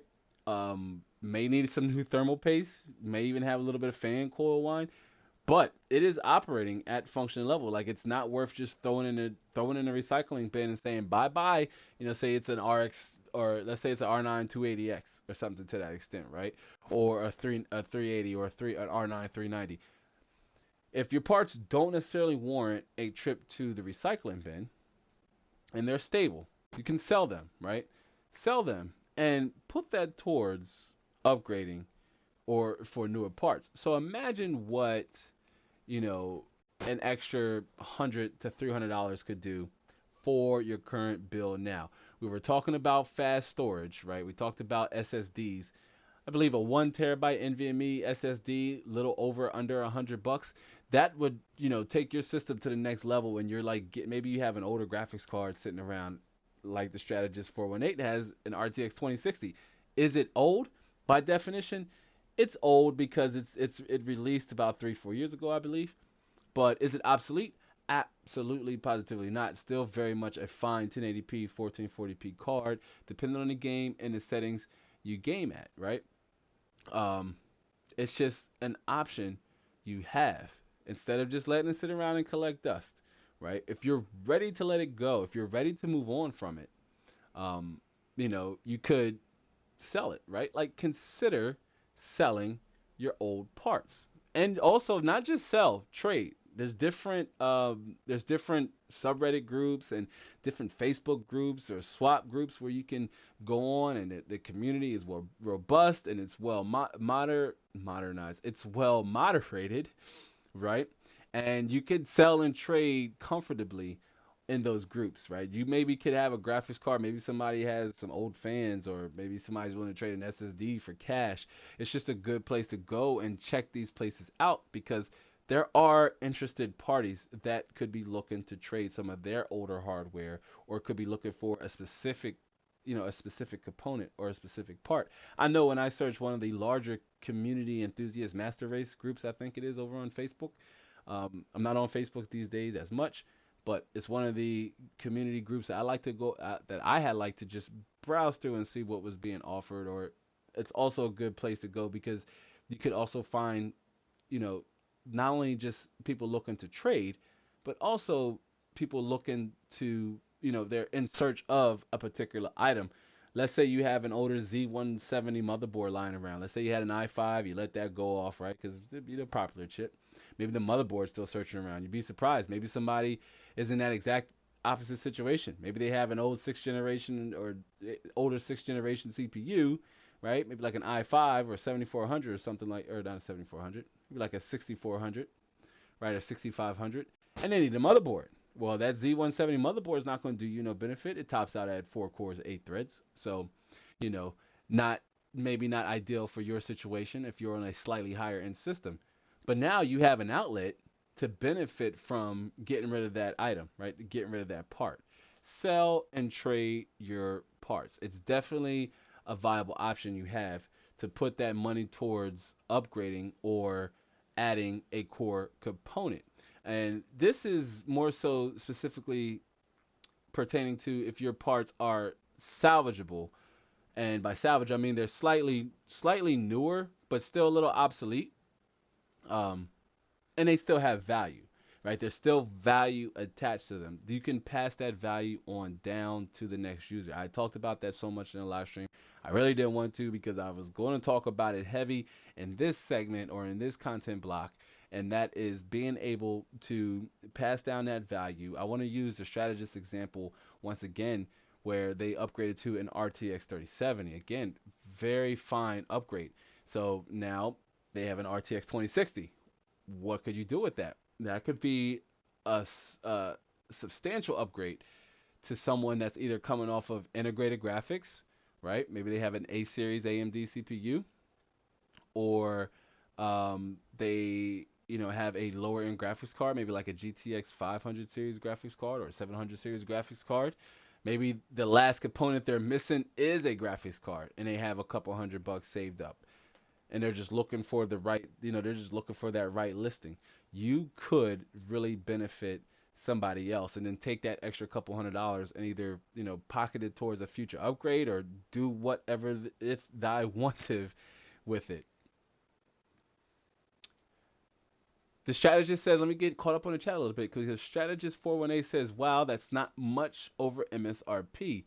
Not bad. No, it's not. And I was very fortunate that I had some connects that helped me procure the graphics card. Nothing too shady, because I'm, not with that. But I don't entertain scalper prices.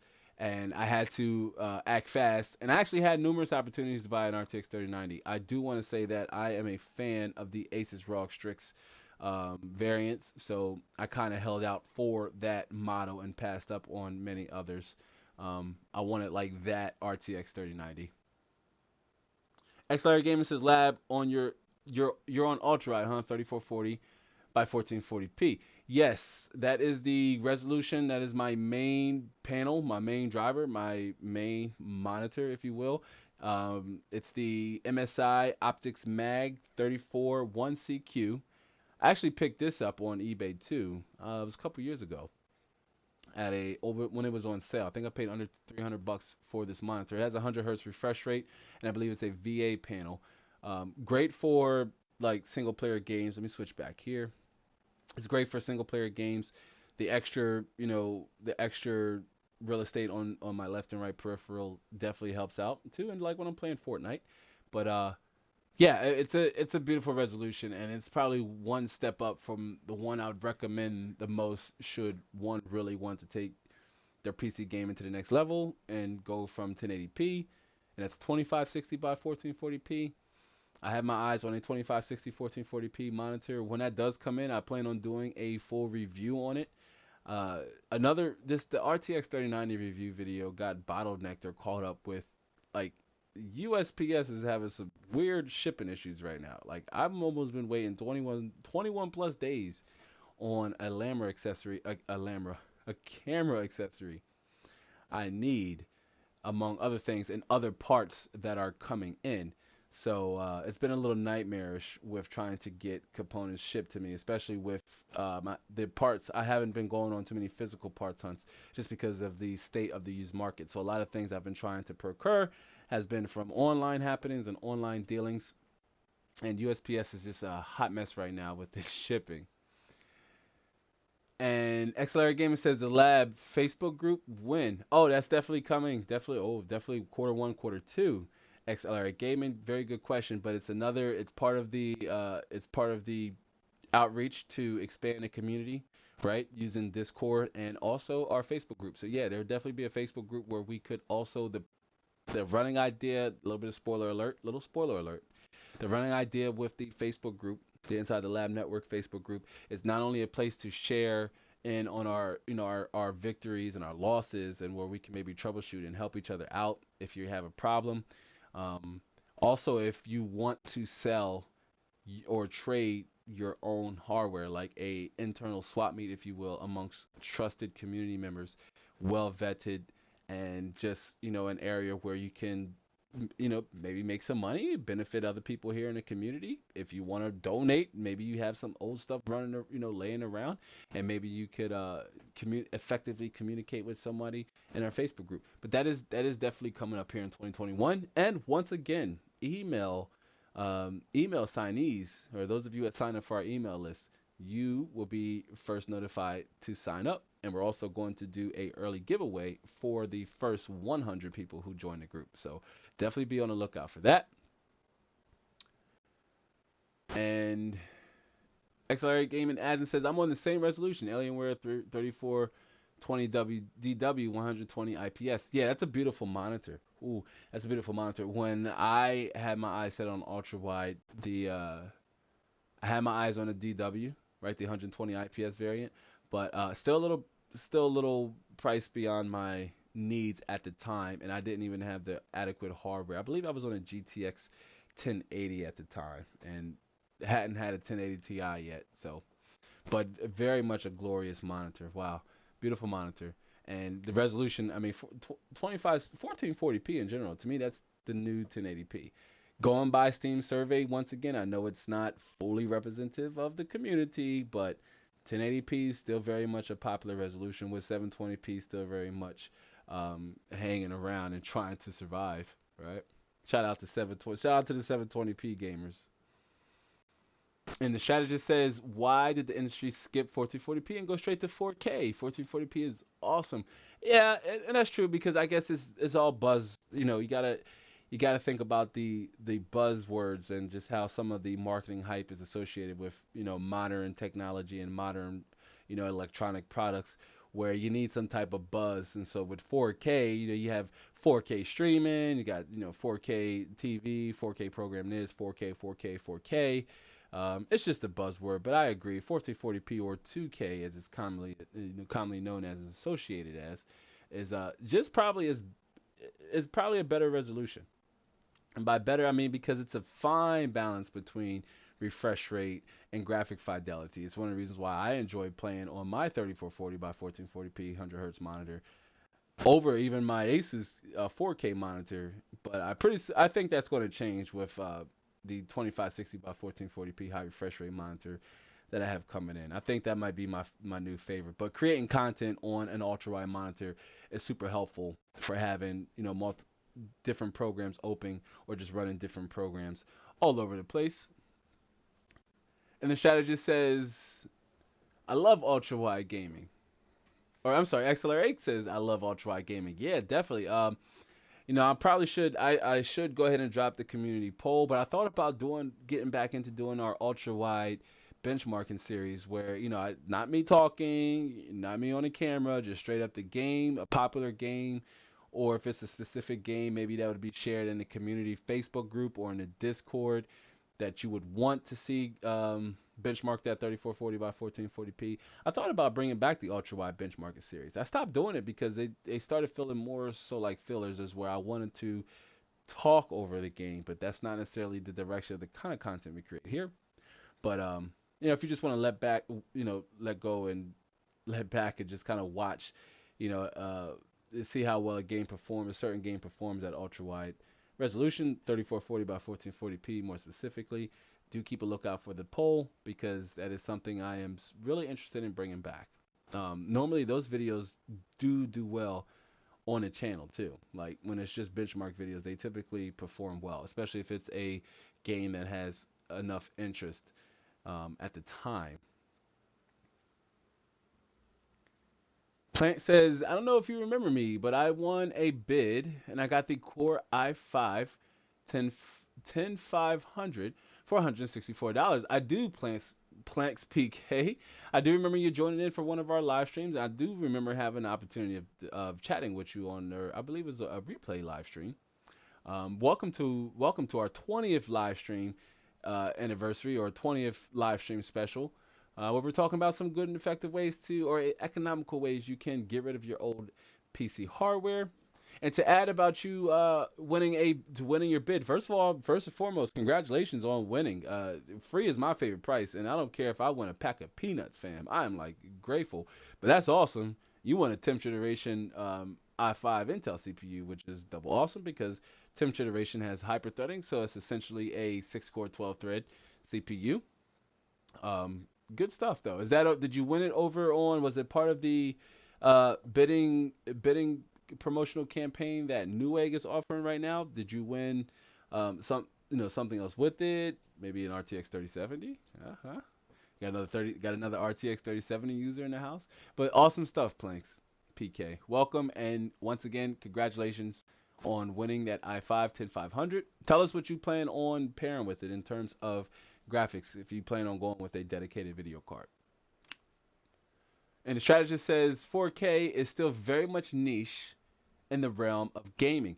That's also true. 4K is very much still niche. It could be very well, or it could boil down to There's also, the price of 4K monitors more specifically. Still a little pricey, still a little expensive. It'd be honest if we could get affordable, maybe in the $300 price range, $350 price range, 3840 by 2160, 100 hertz IPS 4K gaming monitors, right? Make them affordable. They have to be affordable. If they are affordable and available, consumers will make the switch, right? But you also want to have the right hardware. It goes hand in hand, having the right hardware to be able to effectively drive that resolution, right? And at that point, you're likely going to be on at least RTX 2070 and up. You could get away with the RTX 2060 depending on the resolution. Even an RX 5700 XT, right? A 1080 Ti, Pascal, what have you, right? Those cards will hold up very fine against 1080p, or I'm sorry, in 4K 2160p.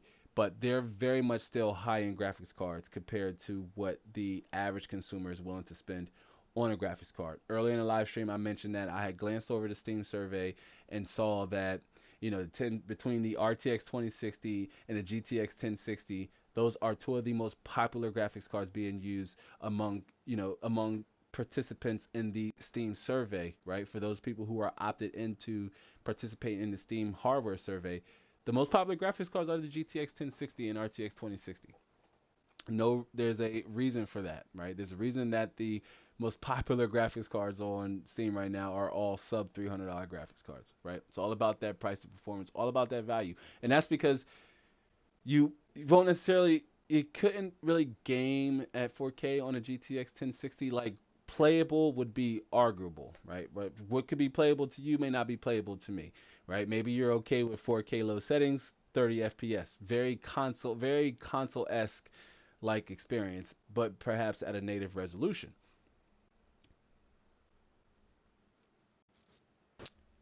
And XLR Gaming says, nice.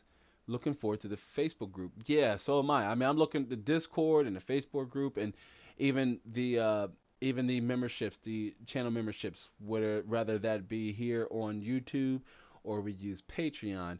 Um, wait till you guys and gals see what we have planned for channel memberships. Where, like, if rather you want to be entertained or informed, I am going to open my availability up to channel memberships, and it's going to be glorious, glorious, glorious, glorious stuff. I can't wait. And the strategist says, I mean, like, why didn't TV start being 1440p instead of 4K?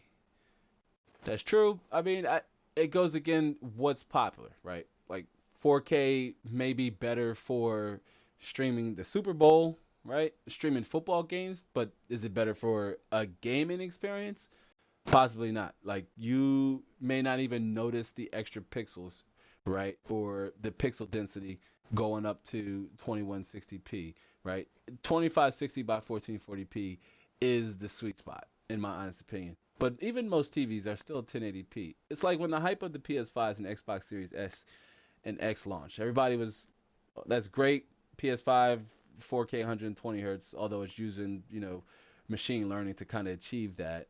Um, and even 1440p, 120 hertz or what have you. That's amazing. It's amazing. Not if you're still on a 1080p TV, right? Still upgrade your monitor. We talked about that a few episodes back, right? We talked about how your gaming monitor is arguably one of the most important components you decide on before any others, right? That's making sure you're parting out or you're putting together a system that can drive your panel's resolution and refresh rate, right? Very important that we take in consideration the type of monitor, the type of resolution you want to game at, and the type of games you play. Maybe you play multiplayer games, which is almost 1080p centric, right? Maybe you play single player story driven games, immersive games like myself, where you're relying on detail and graphic fidelity to help enhance the experience. It's one of the reasons why I love single player games. Multiplayer games are cool too.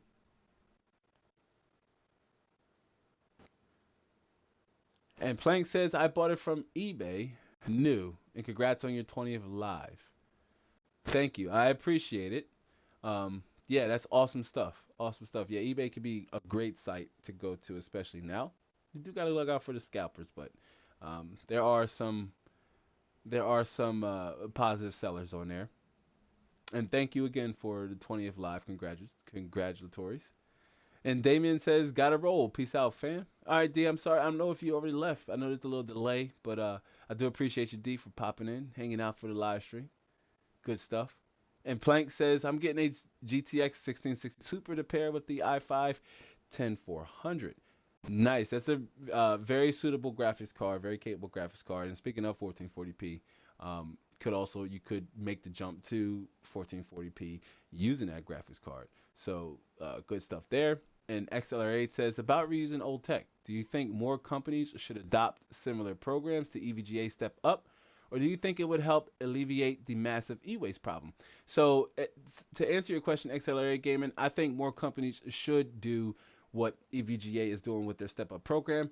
And it's important. It's good that you mention that, because it's important to note that manufacturers themselves, depending on who manufactured the component you're trying to get rid of, chances are you can go directly to that manufacturer and either have some form of trade-in offer or a trade-in bonus to put towards maybe a new purchase, and you can even capture more savings that way. This is also pretty common in cell phones too, right? Where if you want to upgrade your cell phone, they tell you, hey, we'll trade in bring in your old cell phone. This is why they want you to do it. They don't want to make any money. They just want to make sure that it's being recycled properly. But it probably remains to be said that there's probably some benefits for those manufacturers too, as far as recycling those materials. But I do think more companies should have similar programs to EVGA Step Up. I do think it would help alleviate the massive waste problem, because companies like EVGA and MSI, what have you, Nvidia, if you will, as chip makers, those companies are obligated normally by law, required by law, to properly dispose of those materials. And it's one of those things where it could very much well cost the company more if they try to, be shady about the whole process or deal and circumvent the, recycling and just kind of ditch it off in a landfill somewhere. The consequences probably far outweigh, their reasoning to want to kind of dodge it.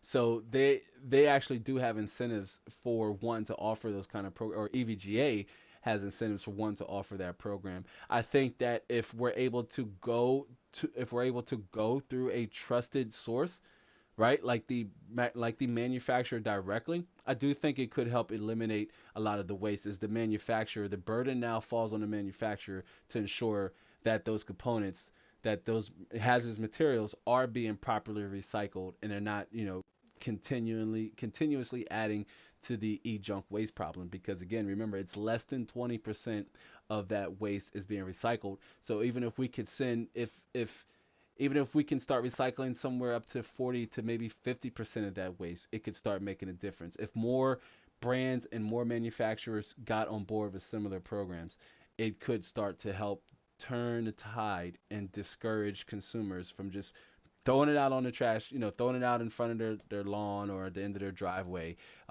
Again, that's me. I'm not here to tell you it's not something you should do. I'm just saying the more responsible, more economical thing to do is to recycle your parts or to repurpose them. I like saying repurpose versus say reuse, right? Because repurpose, just by definition, the meaning, the word has so much depth to it. It's like you're extending the life out of something that else would have been thrown into the bin, right?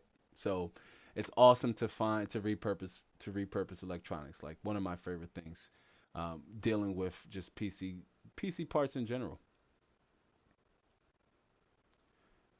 Plank says, do you have a GTX 1660 Super laying around there for me to buy? I actually do not. I believe 1660 Supers just now got restocked, which I was also excited because I saw Micro Center restock like some 25 plus 5600Xs, and I said, you know what? At the end of the day, I want to go back to Micro Center. I want to see how many they have left as just a test here. As I thought about jumping down and just grabbing one. It's only one per household, but we'll see if maybe these these stock drops will increase and become more and more fluent, because these parts need to get in the hands of consumers. Like, it's just point blank period, right? Out of the hands of scalpers into the hands of consumers. The strategist says, by the way, Lab, I just gotta say I love these streams. They're informative and they help me to relax as well. Well, I definitely appreciate that, the strategist 418. And you know, we doing live streams is one of my favorite aspects of being a content creator here. Again, planning them, a lot of work goes into planning them, a lot of time and effort and energy, and just carrying the show here by myself can seem, a little artists at times, but I just smile and keep it moving because you guys make it possible, and gals. I'm sorry if there's any gals in the viewer audience. You guys and gals make it possible, and I also try to make sure our topics are at least helpful and informative in some way, right? In some way. But yeah, I mean, our live streams, we're going to continue that live stream flow all the way up to the rest of the new year till we can do our end of year recap at the very end of the December 31st, right before the new year kicks in. Hopefully we're all here in the same way that we started. We end the year the same way we started off, in both good ways and good ways. We don't want to say no bad ways, but just in good ways. But our New Year's Eve, our first New Year's Eve live cap, the Strategist 418, I will say, if you are interested in really seeing a good time, I'm not sure if you were present for that, but the replay is still up, and you can find it in our most recent live streams playlist. But that live was really fun. I had a great time. Shout out to everybody who was there. I know XLRA Gaming, I know you were there. Damon, who's not here, who just left, and I know Sparta Rules, who was here with us earlier. A lot of you who were here on this live stream tonight was on the New Year's live stream, and it was just an amazing time. And it was probably one of the funnest live streams we had to date, and it wasn't really topic heavy. It was just us communicating and just talking about the new year and some of the upcoming changes we have coming up on the channel. So good stuff. But I do appreciate you, the Strategist 418, being here. And Plank says, do you have any graphics cards for me to buy under $300? I will say none that I am immediately prepared and ready to let go. I normally try, and by try, I have no desire or need to sell them, right? I more so have a need to sell them to hold, or a need to hold on to them. In the event things like this with the graphics card market happened, right? Like if this happened with the graphics card market and I needed fresh, new, relevant content to create, I'd be up, I'd be at Ship's Creek. I'd be a rock in a hard place right now, trying to find, relevant hardware, which is still very much the case for me. I kind of am in the market for, sub 300 graphics cards myself, just different kinds. What is even a sub $300 graphics card these days? New MSRP, very difficult. I mean, there's 16, the best PC to build under $900 in 2021. That video where we did the 2600X build, that was a 1660 Ti. 1660 Ti MSRP is $279, but we paid a little over $300 even for that graphics card. Is it faster than, RTX 2060, which normally goes for MSRP at around $329? Not necessarily. I would have definitely rather had went with the RTX 2060 at that price point, but it's just not available. So, I mean, that's something we can certainly maybe talk about in the future, but as it stands, I do not. I do not. XLR Gaming says, I have one, MSI 6060 Super or 1650 Super if I part it out. Oh, well, awesome. There you go. The Strategist, or Planks, I'm sorry. You can maybe reach out to XLR Gaming. I know they're over on Twitter as well. But awesome stuff. And see, that's what community is all about right there. It's about helping one another out. It's about passing on that used price to performance, or passing on those savings on down to the next person so they get the most out of, a part that maybe you're not using. Maybe it could benefit them, like Planks, for example, winning that i5 10400. Good stuff. Yeah, so reach out to XLR Gaming, Planks, PK. All right, at the conclude of the live stream. And also check out some of that content if you're interested. Links are all down in the description box below. But we were at selling and trading your PC parts. And again, trading is definitely an option. If maybe somebody has a part that you want, or something you want to add to another system or what have you. Sometimes the trade can be beneficial to both parties. It's like magic, baby. It's like butter when both people are able to get something out of a trade. When I was younger, I used to love trading Pokemon cards, right? Like Pokemon cards and video games. I traded everything.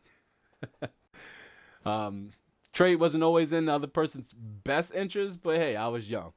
I was young, right? I might have finessed a Riot, or I'm sorry, a Rattata card and a Pidgeotto card every once in a blue moon. And XRA says, I don't have it, but you can contact me or WhatsApp. All right, nice, cool. So there you go. So maybe reach out to a little bit of business there. Maybe you can make some extra coin there. XLR Gaming, nice. Yeah, XLR Gaming says I love trading. Yeah, I love trading. Maybe I have to reach out. Maybe I have to connect with you too, XLR Gaming. I'll be seeing you be finding some stuff. You be finding some stuff we could use here in the lab. But yeah, I like trading too. I like trading too. Um, but yeah, so if your parts are salvageable or slightly newer, consider selling them. Okay, put that money towards adding or upgrading, a core component in your system. Again, take a minute, not a minute, take a second, take a New York second, and think about what an extra $200 to $400 could do for your core system, like right now. Right? Maybe you're satisfied with your graphics card. Maybe you're satisfied with your CPU. Maybe you're not satisfied with your cooling. Maybe you're not satisfied. Maybe you want more DRAM, right? Maybe you want custom cables. Maybe you want to upgrade your power supply unit. Maybe you want to upgrade your case, something a little bit more high end. Think about what an extra two to $400 could do. Maybe even multiple upgrades, right? That's almost like a new case and fast storage, right? Like another SSD. Um, powerful alternative to just throwing away your parts or even giving them away. We're kicking it into non-selfish mode because those are all selfless acts there to give up your hard-earned essentially money if you bought those parts new and get nothing in return for them other than satisfaction and gratification, which is perfectly fine too. That is also perfectly fine. But if you want to recoup some of that cost, because PC gaming is very much an expensive hobby, so if you want to get a little bit back for your parts and they're functioning, right? They're working what we call, at a factory level, right? Meaning that maybe it has some scratches, maybe it's a little loud, maybe it needs a new coat of thermal paste, right? But it's operating, right? The moment it goes to render a graphic, it will produce a frame. It won't crash, it won't blue screen, green screen, black screen, all the screens. It won't do none of them. It'll just take you to the window screen. XR Gaming says best trade I ever traded, a mini ITX PC build. I had $800 in it. Traded it for a near new Triton 500 RTX 2060 i7 9750H. Nice. That's a really decent trade. For both people, as I imagine that person maybe wanted a more robust system, and you wanted something more, you wanted something portable, and that trade worked out. I actually thought about that too, but then I said, you know what? Instead of trading a whole, because I could assemble a whole desktop that, and then possibly try to trade it for a laptop. But I'm so picky when it comes to a laptop. Like here, especially recently, because when I developed video games, I think I had an older AMD processor. I forgot what it was. A mobile processor. It was an 8-core, 8-thread CPU, but I didn't do any gaming on it. It was just for like running Unity offsite or something to that extent, just doing general management work. But yeah, I have my iSets on the laptop. I don't know if we'll create laptop content because laptops, they are what they are, right? Um, Most people play them plugged in. Most people play them using their laptop monitor as one monitor hooked up to another monitor with a dual monitor setup. Very possible though. Very possible. Me personally, I like a little bit more power, right? And Plank says the RX 580 is like an RX 480. Yeah, pretty much. It's a polar refresh. And Plank says GTG got to go by. All right. Well, Planks, it was good having you here on the show. Hopefully, you and XLR Gaming can come to a mutual understanding, and maybe you can get complete your system, and and throw some frags, man, get some gaming in. Awesome stuff, Planks. But I do appreciate you stopping by the live stream. And yeah, an RX 580 is essentially like an RX 480, slightly less power consumption, maybe 1 to 2% faster, but essentially same same script, different cast, right? Old school song. And XLR Gaming says he just really wanted a desktop, so good trade. We both walked away happy, and that's magic right there. When both parties can walk away like they both got something out of the deal, and nobody got beat in the process. When it's computer parts, right, or any expensive electronic like a tablet or a cell phone, that is just the beauty of bartering, right? And that's being able to just trade and make sure the trade or have the trade be beneficial to both you and the other party. It's even super helpful when you're able to save money when trading, as that's also a possibility as well. But yeah, good stuff. Good stuff, XLR Gaming. And anybody else in the chat, if you're joining us or you're just now, um, if you're joining us, I'm sorry, if you're joining us, right, or if you've been here in the entire live show and you've heard a lot of the content or context about the subject of properly disposing of or repurposing your older hardware. If you yourself have older hardware, you're not quite sure what to do with it, or not quite sure what avenue to take, tell us down in the comment section here below. Or if you're here on the replay, tell me down in the replay as well, and maybe we can try to help you out or help you get on the right path. Because here's one of them: sell and trade your parts. We've had two examples on this live stream alone, with a possible deal being negotiated between two members here, two viewers here, and the audience. Awesome stuff. And then the strategist with their RTX 2060, which, you know, I'm not sure if the strategist is still with us. I believe they had to dip out. But if you're here on the live stream and that situation pertains to you too, say you upgraded to a newer graphics card, 30 series on up, right?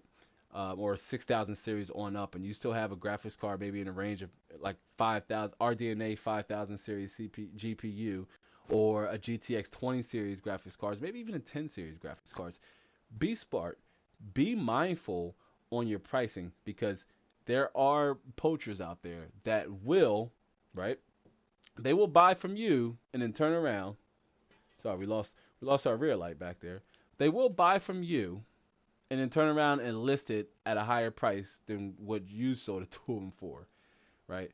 It's hard to weed out. It is. It really is.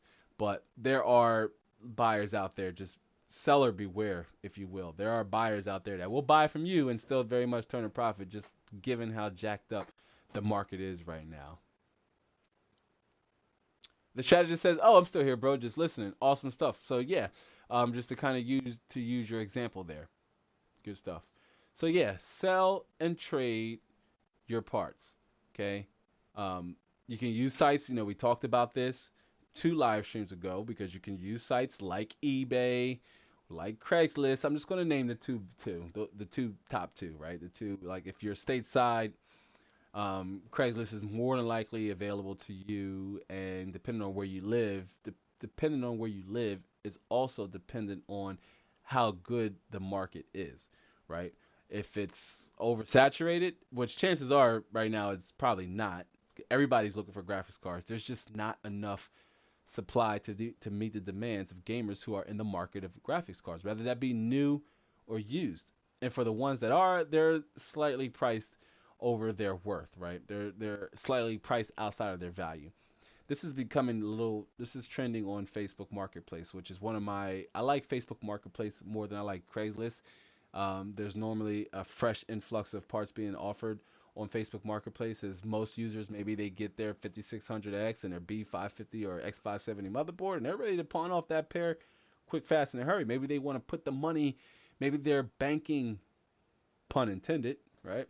Maybe they're banking on the sale of their older platform to put towards getting the GPU they want, right? So they want to sell quick. Craigslist is a little bit more of a slow burn, but from a seller's perspective, they both will require some legwork, right? But that's just part of the selling process. Legwork, I mean, for starters, indefinitely take pictures if possible of your items in working order. I say if possible because that's just not always possible. most buyers, myself included, when we're buying used, we know there's a risk often associated with buying used, but we try to mitigate those risks by either A, asking questions or getting as much context about the item as possible, right? If it's a graphics card, does it output a signal? Is it overheating? Is there any cool wine? Do the fans work? Does the HDMI and does the HDMI does the I/O work in general? And period. These are things you want to know, even as a buyer. These are also details you want to provide, even as a seller. That's where the legwork portion comes in.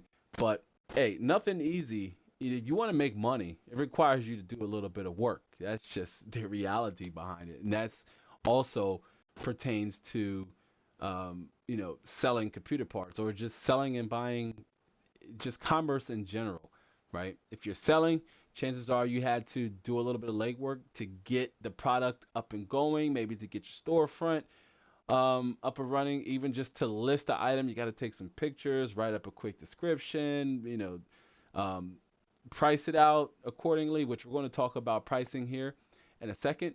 But it does require some legwork, by more so selling. Trading is what it is. You just want to make sure that the item that you're trading for is also in working condition. Still ask questions. At that point, you're like buying the part. So now you want to switch into the perspective of a buyer from a seller. XLR Gaming says, dang, my internet went down a sec. That's awesome. Well, we're still here. We're still here, fam. We're still here. XLR Gaming is good to see that it worked out. It didn't boot you off. But yeah, so sell and trade your parts. Talked about this earlier, and I'm going to say it again. But pass down that value to someone else. Speaking of XLR Gaming, who's willing to, sell part out, which on a side note, most sellers don't like doing.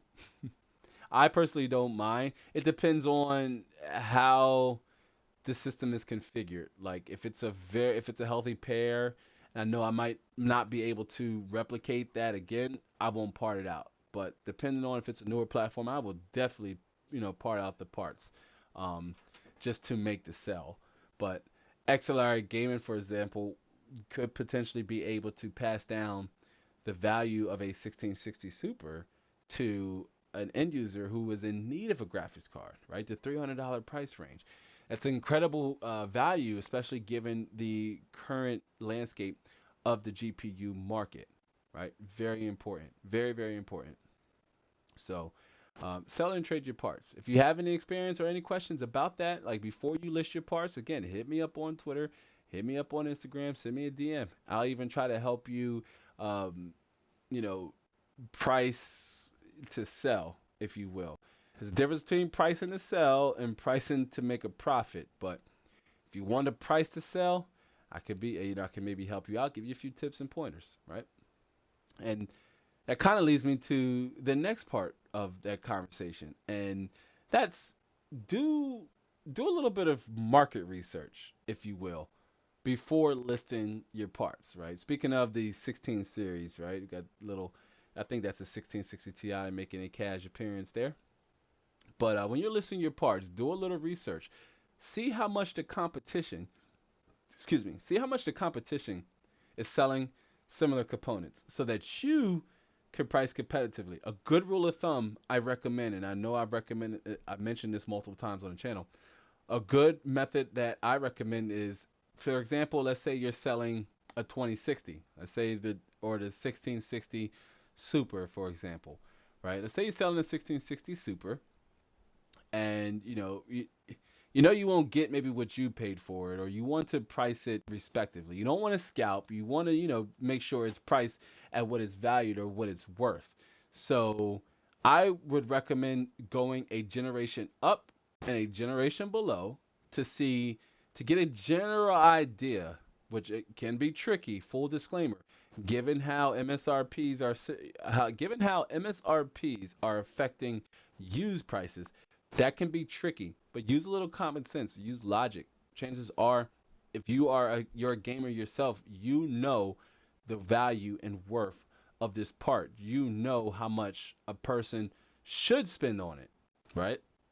Not pay 30 to 40% marked up just because you can and just because demand is low. That's the little shady practice to divulge in, and one I don't recommend, right? Especially if you want to, you want to sell, you want to price your parts to sell, not to make a profit, if you will, but to sell. Somebody is likely looking for used because they're already trying to save some money. The last thing they want to do is pay more than what they should when they're already on the used market, trying to find that used price performance or trying to get that used or capture those used savings. So do market research before listing. I can't stress this enough. Learn more about the product than you knew when you had it. Therefore, if a seller comes through, they may have 5 questions, and that can be annoying. I totally get it. I don't personally have this problem. Let me switch back. Keep it 100. I personally normally don't run into this issue because when I list my parts, I try to be as thorough as possible. I try to eliminate the need of any questions before they even arise, right? So I try to be as descriptive as possible, try to provide as much context as possible, rather that's I'm selling a whole entire PC as a package, or I'm selling an individual part like a graphics card. So I try to give you specs on this is how hot the graphics card is at 100% load in a case, outside of a case, during this load, during this game, during that game, frame rate average between this frame, the pin connections, the power draw, the year it was made, all of those things. I try to provide as much context as possible. A lot of legwork goes into my listings, but that's because as a content creator and a micro influencer, I just want to make sure that I am doing my part to inform and educate as much as possible, even if you aren't interested in buying from me. Let's say you just come across my listing on Craigslist, or you come across my listing on the Facebook Marketplace, or you come across my bid on our eBay store, right? Even if you don't buy from me, I want you to come in learning about that component, knowing more than you did leaving than you did coming in. And even if I'm able to do that, I may not have been able to turn the sale. I might not have been able to sell the product. The product will eventually sell, but I've also might have acquired, a newer member into the community. Or I might have helped somebody better understand the component they're shopping for. Maybe my price is a little too high. Maybe they're looking to sell that part themselves, and they want to get more information on how to best present it to the average consumer, right? Which the average eBay consumer is not like your average retailer consumer, right? Come on, let's be real. XLR Gaming says, I look at eBay sold listings and average the last 20 sales, go by that and adjust percentage. That's actually a very very strong methodological I can't say the word. That's a very profound way to go about trying to get a ideal median of prices. That's also, I mean, we could also apply that to the perspective and the position of both seller and buyer, right? If you want to make sure you're not paying too much for a part, like if you're conscious on your spending and you're like, I don't want to pay any more than what I think I should, or you might have buyer's remorse where you might bought the component, paid $30, $40 more, and you see a similar listing, that same component, and it's priced lower, only because you didn't do enough research and say, well, I just bought the first one I came across. Or if you're selling and you say, I just, I shorted myself, which you you don't necessarily want to do. Don't sell yourself short, right? You're entitled to that component, that particular component's full, its full value or at its full worth, especially when it's in a functioning level, right? Especially when it's functioning at near factory level. I mean, then there's also people still sell parts though that are just for parts, right? Believe it or not, I see it in myself. I've toyed with the idea too, but I've walked away on deals um, that I've came across where somebody might have been selling a graphics card that wasn't giving any video out or it was working. I love this one because this one's real common, right? I get that, well, it was working before I took my PC apart to clean it, and then I put it back together, and now it's not working again. Right? I see that a lot with people selling parts that aren't working, and they sell. They're priced a little lower, but they do sell. They do sell because if you're able to fix it, holy man, you're able to really sometimes double and triple the price and performance value out of that particular component at the time. XLR Gaming says, of course, I factor local, VA, online versus trace pricing, etc. Okay.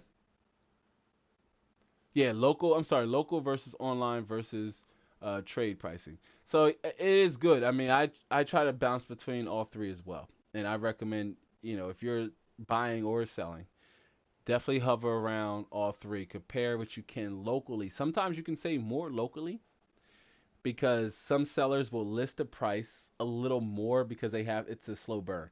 They have to wait on the money. They have to wait for shipping to clear. They have to wait for money to process in banks. They have to wait for PayPal maybe, etc., etc. But when you're selling locally, the sellers I found local sellers are more willing to uh, lower their prices, right? Money talks, BS walks, right? Like you might have heard the saying, money talks, everything else walks. So it's hard for somebody to turn away a sale when the cash money is right there in front of them. They are less inclined to be like, nah, it's okay. I sit on it maybe for 20, $30. Everything's negotiable. Everything. I negotiate even still now, even as a buyer seller. I still negotiate because everything is negotiable. Even if you're able to save $20 on 4 items, that's $80 savings that you can either put back in your pocket, put back in your, in your account, or to other parts or to other components. And XLR Gaming says, usually as a buyer, I don't like to pay more than 60% of new price. Of course, there are always exceptions and such. That's actually a really healthy rule of thumb. I'm normally about the same. It's like 50 to 60% for me too, depending on what I plan on, using the part for. If it's something I really want, like I'll pull the trigger. Like I respect the budget conscious friendly stuff first and foremost, fam, like all the time. But I do appreciate the higher end stuff too, and there are certain components that I like, and depending on what it is, I maybe would pay that premium for it. But that is a good median to be around, and one I would recommend as well, right? Try not to pay no more than about 60% of new price, right? And like XLR mentioned, there are exceptions, um, so you got to take those into consideration as well. But selling and buying could be awesome stuff. Do market research before you list. See how much the competition is selling their components, right? Like XLR8 mentioned, take an average. Look at the last maybe 20 items sold that are similar to what you're selling. Look to see how much they went for, especially if it was an auction. You can even take that methodology and apply it to like Craigslist or the Facebook Marketplace. If you wanted to take it over there and say, well, I got my market research from eBay. I see what the market's offering and what consumers are willing to spend, which again could be tricky territory given the graphics card market and the newer, the Ryzen 5000 series CPUs. Uh, more so how the global shortage of GDDR5 is affecting newer graphics cards and graphics cards in general. But do your market research. See how the competition is selling those parts. Um, that way, you're not selling yourself short. You're not underselling yourself, and you're not turning away prospective buyers because you didn't do your market research, and maybe you've priced yourself out. You priced yourself outside of that component's value, or it's more than what it's worth.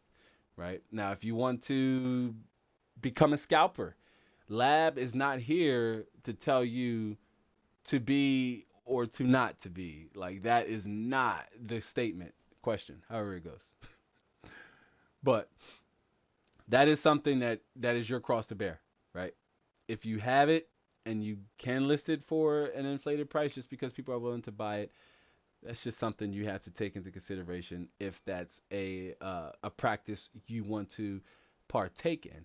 But do your market research. See what is a respectable price and try to, make sure that, or try to ensure that the buyer is someone who could actually benefit from that actual component, and it's not, say, a sleazy reseller who's just browsing, trying to look for parts to make a profit. I don't do that. I try to flip profits to make the sale, to try to pass the value on down to, the next person, right? The next guy or gal that could benefit from that used price to performance. Again, cash is your best bet to turn a quick sell. I like cash. Nothing wrong with it. Cash is usually, my favorite choice of payment, favorite form of payment. But here recently, given the popularity of buying online and selling online, digital current, buying and selling digitally is also becoming more and more common. So with eBay, I do want to add, like, if you're selling on eBay for the first time, your funds may be put on hold. That's just something to take into consideration. That's something I experienced when I first launched my company's eBay store. Right, first couple listings made a substantial amount of money just for to find out, oh, I had to wait to recoup it because the account was new. Same thing applies. My understanding is if you have a gap in listings, to where if you don't list, if you don't list frequently and you sell maybe here or there, eBay will sit on your funds for 21 days. I believe the first time it was 21 days, just to make sure. I think they do that just to make sure the sell is actually, solidified and there's no issues after the fact, and because you're a newer account. But that's just something to take into consideration should you want to sell and list on eBay. It is a very much slow burn, even if you are a veteran seller like myself and you have your parts up. I mean, it's very much, I can list a part if it's not a bid auction, which I normally do smaller bids on higher demand items, because the longer the bid, people would just jump in and bid on at the last minute. So normally, if it's a item or a part component that's in high demand, I would do a shorter bid just so that person could get it to them faster. But if it's not in high demand, then I'll push it out to 7 days to try to get the most out of, the bidding is usually fun. Like when I throw a bid up, I like to just sit back and say, all right, let's just see how this, turns out. Like it is fun to just watch the whole bid process unfold. But selling in person is definitely a better way to turn a quick sell, right? And to get money in hand, to get cash money in hand. Meeting in person has its risk, though, right? Like I can't stress that enough. Meeting in person has its risk as well. Most some of the common misconception is the seller is the one always associated with the risk, because you're carrying cash. What about the person that has the product? They too are subject to risk as well, right? God forbid it happens, somebody could be plotting to rob you. Right? I mean, you could still be coming with cash, but maybe the goal and intent is to keep their cash and take your product. Meeting in person is, pandemic aside, which if you're, to factor in a pandemic, you social distancing, gloves when appropriate and possible, all of those things, right? Drop offs, if you will, like, hey, I put it here. If I can come to your place, like Brian at Tech Yes City says, don't buy at the gas station, right? And Brian says, go to the person's house. I go to the person's house too. Brian's reasoning I totally resonate with. Like you said, if there's something wrong and you want to try to, communicate that to the person, where you're like, hey, you told me this graphics card was operating perfectly fine when I picked it up from you, but when I get home and I throw it in my system or put it in my test bench, it's not putting out a signal, bro. It's not even coming on. Like, what's good with you? They're less likely to ignore you if you know where they live, right? So, yeah, just it makes the buying process, it gives you a little bit more confidence as a buyer. But then even again, meeting in person has its risk even for you as a seller. Be smart, protect yourself online and in person. That's just, sellers have risk too. I can't stress that enough. Like when I consult buyers or even other sellers, it's just like they think that the risk is only the person with the funds, and that's just not always the case. With digital, it's a little harder to get over, as the money is already spoken for and allocated for that product and kind of like frozen in an escrow like format without gaining interest. but the money is kind of allocated and just held until the deal is finalized. So you're protected a little better online as a seller, but in person, you still very much have to be smart and protect yourself, right? If you can, meet at a police station, right? I tell people who, anybody, especially if I'm buying or selling from like a female lister, I would always tell them, like, listen, I am comfortable with meeting wherever you are comfortable with. There's a blank police station, X amount of miles or minutes from your house. We're more than likely, you're free to meet there, daytime, X amount of time. I try to make it as comfortable for the other party just to reassure them that I myself, I mean, the buyer has risk too, right? Maybe the seller is shady. Maybe the seller wants to keep their product and take your money. So there's risk involved for both parties. Meeting in person more specifically. So be smart, protect yourself, right? Sellers have risks too. XLR Gaming says anything over a couple $100 local. I asked to meet at local police station or fire station. I've gotten lots of positive feedback on that. Buyer and sellers feel safe. You're right. Local sales, safety first. Yeah, absolutely, man. I can't stress that enough. When a buyer is comfortable to spend their money, they are more likely to spend their money. And like XLRA Gaming mentioned, which I'd recommend, yeah, police station, fire station, those greatly reduces the chances of someone trying to hose you or rob you or get over on you. And like you said, if you're exchanging multiple cash, like a couple $100, that's a hard loss to take. That's a loss that nobody really wants to experience. And when the buyer and the seller both feel safe, it's positive environment. And if you're on a platform where you're able to be rated, like even Craigslist, I'm sorry, not Craigslist, even OfferUp, sites like OfferUp, right, where most people meet in person. You can ship on OfferUp, but most people meet in person to barter and trade, if you will. But having positive feedback that you, the buyer, made the seller feel safe among all things, because safety is important, right? Not just in commerce, fam. Like, y'all know, not just in commerce, safety is important, especially in a pandemic, and especially protecting yourself, your property, hey, your loved ones, right? Yeah. So like XLR Gaming says, local sales, safety first and foremost. Any and all ways you can mitigate it. There's often always a police station and fire hall within most people. If a buyer is like reluctant to meet at those places, I'd walk away. Like, I wouldn't even finalize the deal. Like, why would you not want to meet at a police station unless you got something to hide? Like, even if you're on the run, they're not there for you, fam. All right, the police not out there looking for you.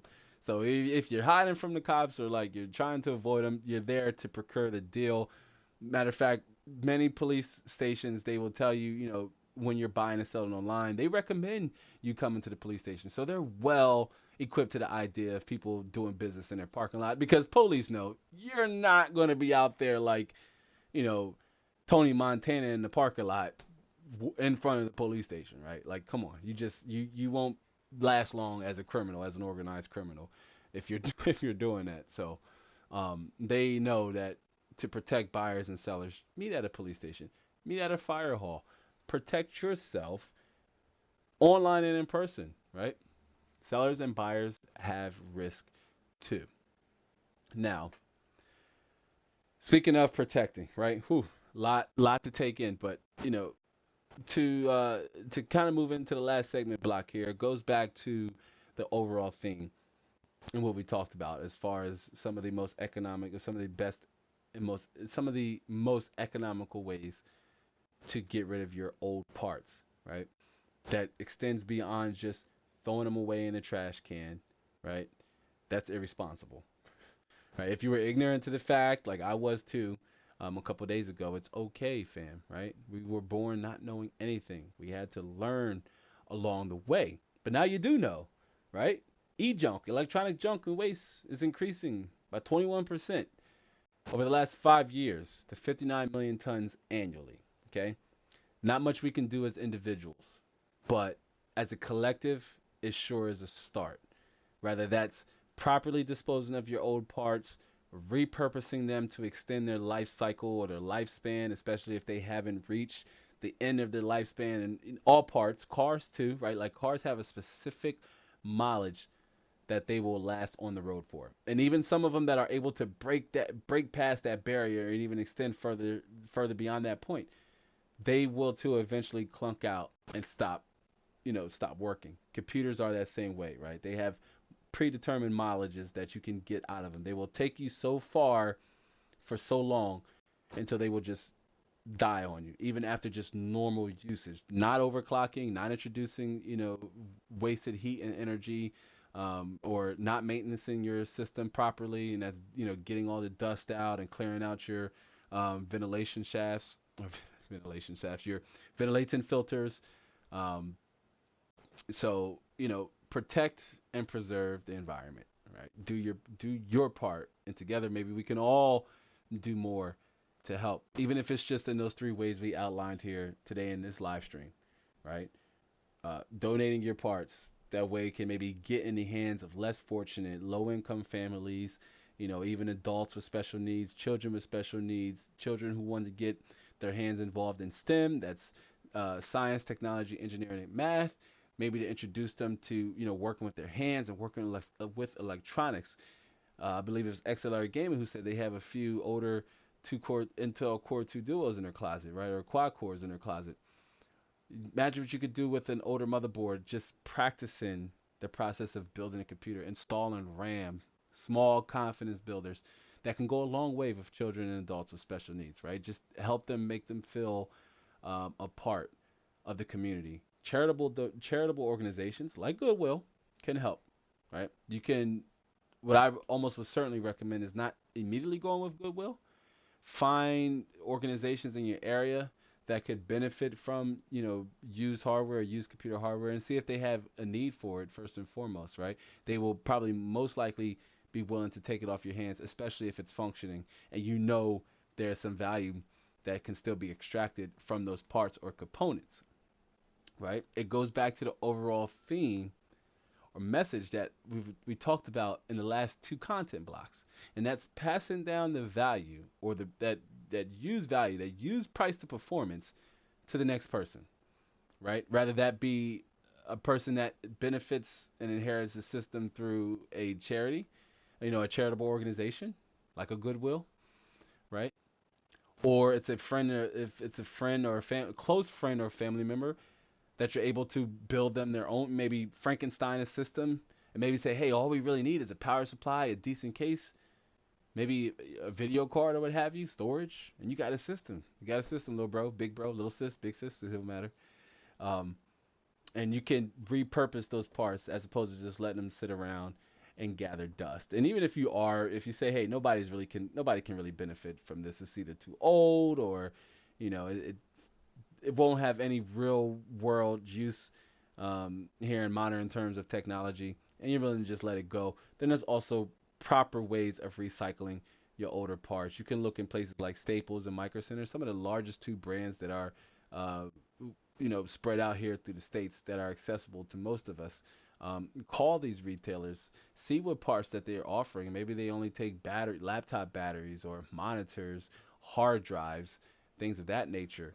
Um, Consider maybe if you're interested in alternative art, right? Where we talked about earlier, we talked about some users taking their old parts and converting it into art forms.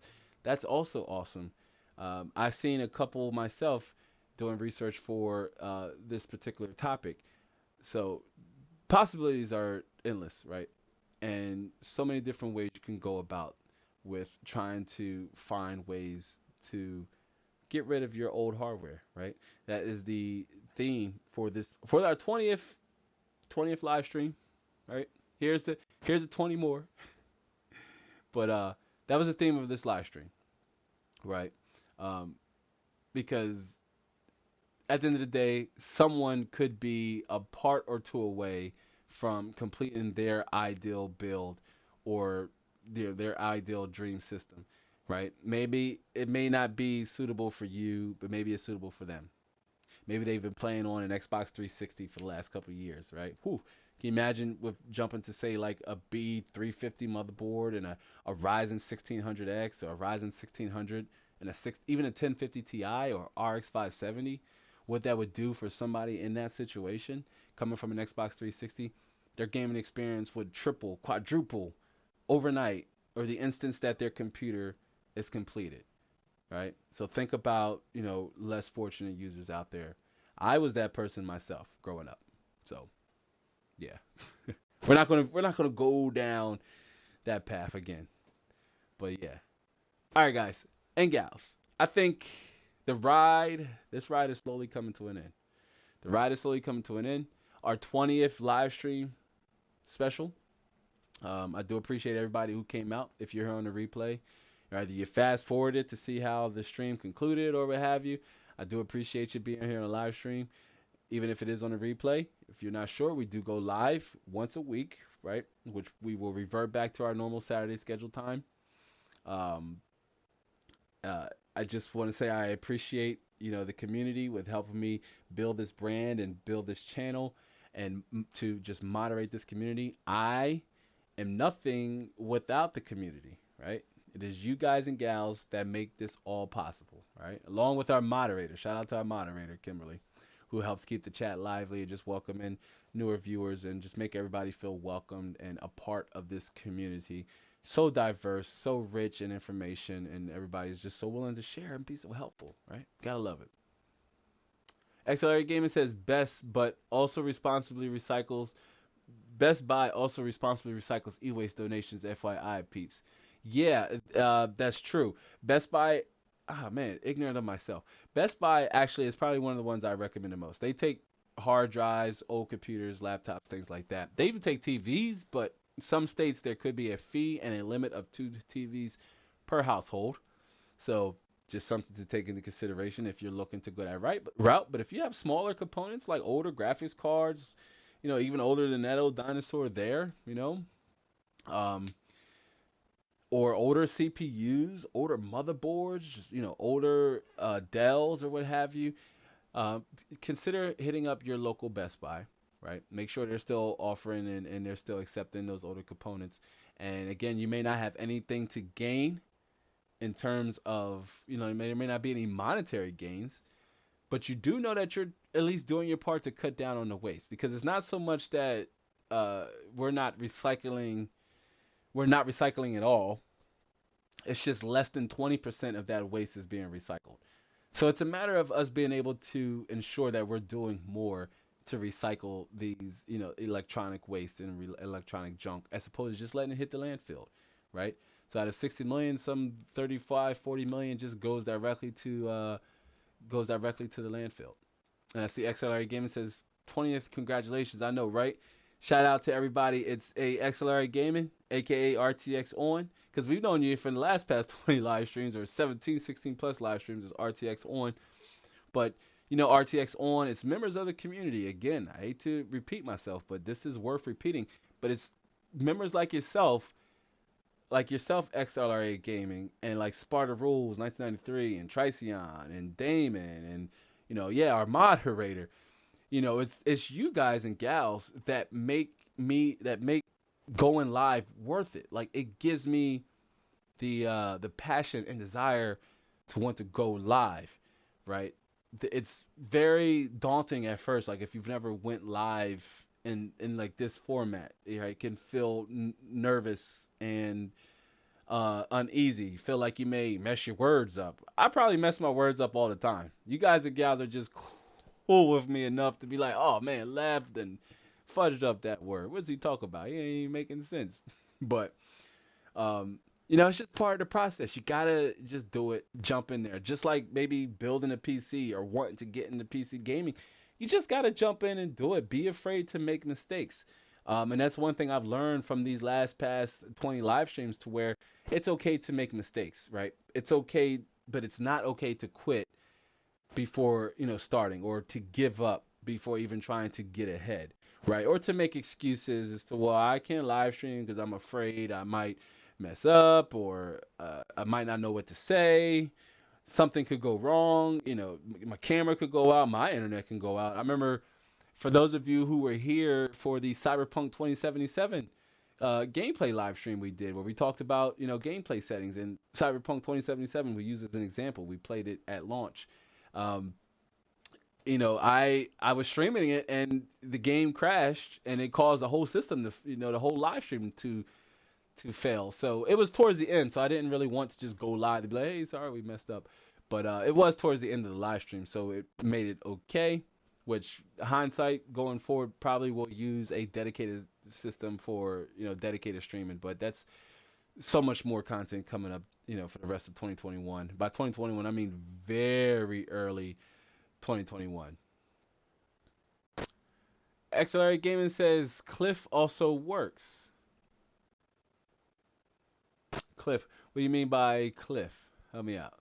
As the Kimberly says, thank you for all hanging out with us inside the lab. Recycle, recycle. Every little effort reduces our carbon footprint on the earth. Have a great evening and always stay safe. Yeah, I mean, that's so important. I mean, this planet may not be ours, with us reaching most of us here in our adulthood, but think about, the planet we want to leave behind to those tiny humans and future PC gamers all throughout the world. We don't want them to have to pay, with reduced energy output or alternative transportation and what have you, just because we didn't do enough of our part. I mean, let's say, like, go green. But we're all PC tech enthusiasts, used or new. And so, as used PC tech enthusiasts, we may fluctuate between hardware, right? We may change all the time. So, one thing you could do to help reduce that carbon footprint, reduce those landfills, right? Reduce some of that e-junk and e-waste clutter is recycle. Recycle, recycle, recycle. Like the mod said, right? Recycle, recycle, recycle. Like the Drake song Versace, except it's recycle. Recycle, recycle, recycle, recycle, recycle, recycle. No, okay. That's so bad. How cringe was that? That's cringe. I mean, most people also don't want to go live because they're afraid of being cringy. I think being cringy is okay if it's sincere, and you're not trying to be too serious, right? Like, don't take yourself too serious. If you're a little cringy, it's okay to be cringy. Just be entertaining cringy. But yeah, it's okay. Go in, make mistakes, right? 20 live streams, fam. We've done 20 live streams. Beginning of the live stream, I talked about I can't wait to do 20 more and 20 more all the way up to where we do it big, right? We do it crazy big for the 100th live show. Like, man, I might even bring some people on, or that's something we probably should do at the 50th live stream, because 50 live streams are an even bigger deal, right? 50, here we are 20, and starting out from the first live stream back in September, I wasn't even sure if we would even be able to get to this point, or I'd say, you know what, man, I suck at it, or people aren't coming on, and maybe the biggest fear people go live and say, well, nobody comes on, but I tell you, the experts, the gurus and experts will tell you, build a community first. But I'm like, this community is growing as it is. Let's step in, man. Let's bring these voices together. Let's communicate. Let's conversate. Let's congratulate the others. See? Oh, okay. I'm sorry. I see what you're saying, Cliff. Got you. My name instead of RTX or XLR, it's Cliff. It's what everyone calls me. Awesome. Good stuff. I love, getting on first name basis with everybody. This is why. I mean, most people on YouTube, they're like hesitant with giving their first name and like their last names. I'm like, I took the Robert Downey Jr.'s Tony Stark direction. I just at the end, I'm Iron Man. Like I'm Terrence. If you see me on the internet, you know my last name. You know how to, you know how to find me possibly. Planks, welcome back. I see you joined back in. Welcome back, fam. We were just wrapping up. I'm not sure if you didn't miss too much, as we just talked about, protecting and preserving the environment, and doing our best to, um, you know, reduce our carbon footprint. I see Plank says, one question: could you help me get to 50 subs? Okay. Well, I am very much new to this content creation journey myself. I'm not a YouTube coach, and I don't even consider myself a YouTube expert, regardless of how much we've been able to grow this community. But I will say I'm not sure, what you create content about. If you can quickly share that with me about what you share, the kind of content you create. It starts there. But I do want to add that this channel inside the lab started from 0 subscribers, like 0. I think my that big, or why is that important? Well, because they would be willing to give you help that could help you, or helpful information or tips and advice that can help you grow, right? Um, that's maybe they watch your videos all the way through, right? Maybe they're more likely to engage because engagement helps here on this platform. Maybe they're willing to watch your videos all the way through, engage with them. Your first 50 subscribers, in my honest opinion, I normally deviate from what the YouTube coaches and gurus recommend, right? Full disclaimer, full warning. I've learned and received a lot of grateful information on just being a content creator, if you will. Not a YouTuber, but just a content creator, because most of the content you create won't even just go on YouTube. But your first 50 subscribers planks, your first 50 subs, right? If by helping you is by providing you advice, I definitely possibly can do that. Um, Definitely stick around and follow me on YouTube, or YouTube. Hopefully you are, subscribed here to me on this channel. But follow me on Instagram and Twitter. We can maybe, you know, help you to find either other ways for you to take your channel to the next level. But I see you say you play mostly Fortnite, so try to create, try to create content that could help Fortnite gamers. That'll be in my best opinion, right? This is something Rob Wilson over at vidIQ normally tries to recommend for gaming channels, and that's try to create content outside of just say, hey, this is my Fortnite skills, these are my edit skills. Maybe try to do, hey, best weapons to use S2, or something to that extent, something that could benefit the Fortnite community outside of just you displaying your skills. And I see you say, well, yeah, can you give me advice? Well, consistency is key, right?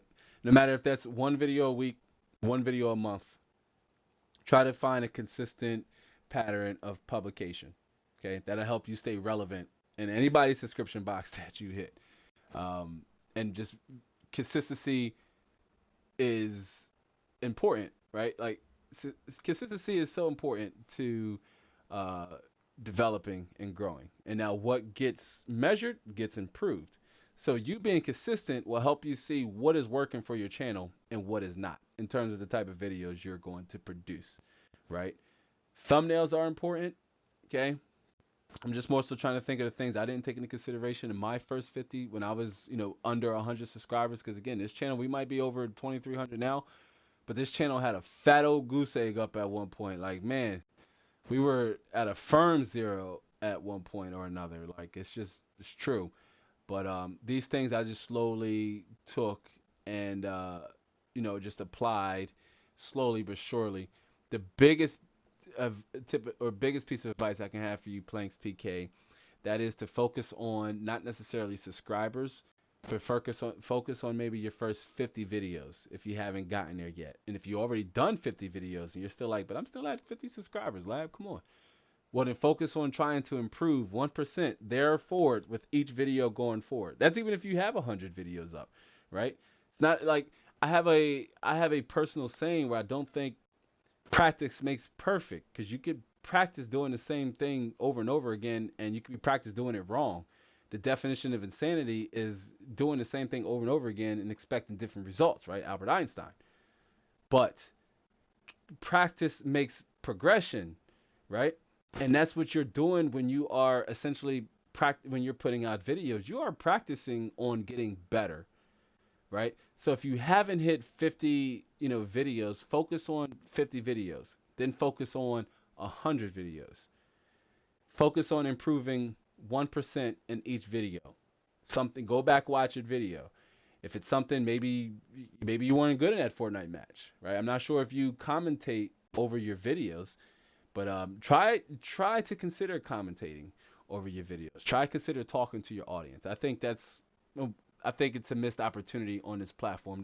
There's plenty of YouTubers who do videos where it's just like gameplay only. But if you really want to stand out and do things differently, consider talking to your audience. This platform is still very much audience centric One of the best ways to reach them is to talk to them, right? One person at least has to start the conversation. There's no conversation starter if they're just watching, watching you play Fortnite. You have to have a reason to get them to talk to you. I see you say, I'm kind of new YouTuber. Can you tell me how to put hashtags? Okay, well, I mean, hashtags are a different beast. I don't use hashtags. And if you would use hashtags, I would just keep it to your name. Don't use your hashtags. More so focus on your keyword research. This shirt that I'm wearing right here, TubeBuddy. Okay, TubeBuddy does not sponsor this channel, but they're an awesome brand and awesome company. TubeBuddy is the number one web browsing plugin that you can download, right, and connect your channel to, and TubeBuddy will help you find the audience that you are searching for, right? Okay, to help you manage your channel. TubeBuddy does have pricing tiers, but it is free to use. It's free to download. I am an affiliate. Okay, it costs you nothing to sign up using my affiliate link, but it is down in the description box. I highly recommend you, Planks PK, that you give TubeBuddy a try. They also have a channel here on YouTube, right, quite naturally, that have a plethora of helpful content that will go beyond even my helpful tools helpful advice, because that advice has helped me get to where I'm at. It may not necessarily be applicable to yourself, but TubeBuddy, right, his shirt, right, we gotta holla at TubeBuddy, y'all. I'm pretty sure TubeBuddy would have no problems with sponsoring a live stream. And I don't know if I got a TubeBuddy friend and fan that's here with me now, because I know a couple of TubeBuddy ambassadors bounce and they lurk every once in a while, and they're subscribed here to the channel. Shout out to Rob Balasabas over at TubeBuddy, right? Great guy. It's my guy Rob Balasabas. Awesome channel, right? Look him up. But yeah, PK, check out TubeBuddy. You can sign up using the affiliate link down in the basement or the description box below. It's totally free, and it'll give you plenty of tools that can help you with, like, create your thumbnails, with finding keywords that are relevant to your channel and the topics you want to create. Definitely give TubeBuddy a look-see over, right?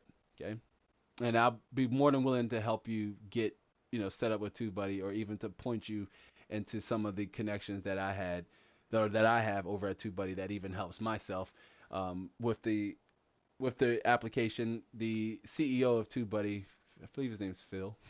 Whoops. But the CEO of TubeBuddy is a great guy, and I talked to him over email, and just an awesome company. And hey, free is my favorite price. You have nothing to lose and everything to gain by trying TubeBuddy out. Check out their channel, right? Check out the TubeBuddy channel, and you'll find helpful tips and advice to help you not only with growing your channel, but also using TubeBuddy to grow your channel. It's a beautiful relationship. XLR Gaming says, dinner time with the fam, most important time, right? Dinner time with the fam, lab. You guys have a great Sunday. Might rock on, and cheers to the next 20. Might rock on, and cheers to the next 20. Had a great time as always. That definitely warms the heart, soul, and everything else in between, Cliff, because this being community based and being able to talk. And I know I had mentioned this on another live stream, but when you're able to say, we're all used to talking to each other with a mask on, with our mates covered up, or we're sounding like this trying to talk.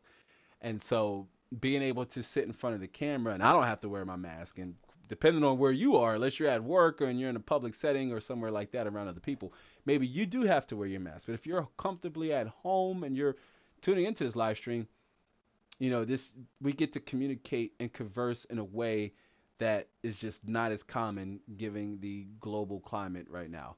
So this is awesome to just step in and live stream. And yeah, Cliff, I know you had to roll out, but doing 20 live streams has been awesome. Plants PK, I see you say where the link. The link, if you look down in the description box, like tap on the upside down triangle and it'll bring up the description box. Scroll down, you'll see the TubeBuddy affiliate link, right? And it'll say it like a affiliate in parentheses next to the link, and just click on that link and sign up. You have to link your channel, but it's totally 100% safe. I stand by just by talking to the CEO of TubeBuddy. Like, I stand by that. You're not giving up any permissions, right? Okay, it's just for them to help you manage your channel. All right, but the link should be down in the description box. And if it's not, I will be sure to add it to the pinned comment. But I am confident it is down there in the description box. So yeah, but 20 live streams, we can do 20 more. On the New Year's Eve live stream, we talked about how the live show will continue to evolve, right? You may or may not notice some of those changes, right? Well, you'll notice when we switch to 4K, like, oh, spoiler, but do plan to up the quality here of the live stream, up the message, up the delivery, all those things, because that is one of the single most reasons why I go lives. Other ones being to communicate and, to make myself accessible to the community, but being able to share value in a real-time format like we are now is just an amazing otherworldly feeling. And I enjoy every minute, every hour as we broken that, we got that far. And I was kind of hoping we'd get to 20 likes. We didn't get there, right? And if you've just joined, which I'm sorry you've just joined, we had a few people who've just joined. If you just joined, I'm sorry you came in at the near conclusion of the live stream, but we did talk about, different ways you can economically get rid of your old PC parts. Consider donating them to charity. Consider handing them down or repurposing them, making a home file server or a NAS system. And then also recycling properly, helping reduce the annually e-junk or waste that is being generated by technology. It's just not computers, fam. It's cell phones, laptops, monitors, TVs, toasters. Right? If it needs to get plugged in, like if it needs to get plugged in, chances are it's somewhere sitting in a landfill if it didn't get recycled. And Plans PK says, I'll give you a like. Nice. All right, well, that's 19 likes. And I said 20. And, fam, I know we said that the ride was supposed to be coming to an end moments ago, but we shared out. Wanted to share a little bit helpful tips and advice to the community. And so, if you're here on the replay and you want to further elaborate or go into more detail on any of the things we talked about during this live stream, definitely feel free to hit me up on Twitter at Inside the Lab YT. I will follow you back. Let me know you lab fam, right? Let me know you lab fam. You came over from the channel, and I will follow you back. Same thing applies over on the Instagram, the IG. That's at Inside the Lab YT. It's spelled just as it sounds. Definitely follow me over there. I'll be sharing behind the scenes content in between videos and live streams a little bit more. Try to make myself a little bit more transparent on the content creation workflow and pull you in closer to the brand, right? To pull you in closer to the brand and just pull you in, to the overall message and theme. So yeah. All right. I think the ride is slowly coming to an end. I want to say thank you again. I know most of them have left already. But I want to say shout out to Planks PK for coming back, leaving, who says, I'll give you a like on my second account. 20 likes. Come on, fam. That's a little bit of, that's a hack. I mean, I appreciate the like on the second, on the second account. Give it a sub too, right? We want to grow this community to like 3,000 plus subscribers, 3,000, 4,000. There is no set amount of subscribers that you will ever be content with, right? You say you want 50 subscribers now, but as soon as you get 50, you're like, man, I want 100. I want 100 so I can get that custom URL link. That was one of the reasons, like, when I first got on the platform, 100 was my targeted, was my target. Getting 100 subscribers. Why? Because I wanted that custom URL. I really wanted to aspire to that. And I see Plans PK says 20 likes for your 20th stream. Yeah, and I think that's also a great way to end our 20th anniversary stream. I thought we would go 4 hours, but I see we're pushing it, so we're going to go ahead and wrap it up. Again, thank you to everybody who came in, left, and came back. Shout out to everybody who stopped by. Damon Warren, Cliff, aka XLR8 Gaming, Sparta Rules, 1993, Tricion, our moderator Kimberly. Let me go up and see if make sure I didn't exclude anybody. I think that was for the most part, yeah. And if you're just now tuning in again, I'm sorry, but we were concluding up, and you kind of came in on the back end, but do remember to give this stream a like, subscribe if you haven't yet already. It definitely helps out with getting this video out and increasing, increasing our exposure and our outreach to as many different people as possible. All right, but all right, guys, thanks for hanging out with me on this YouTube live stream. I hope to catch you all on the next one. So until then, be easy.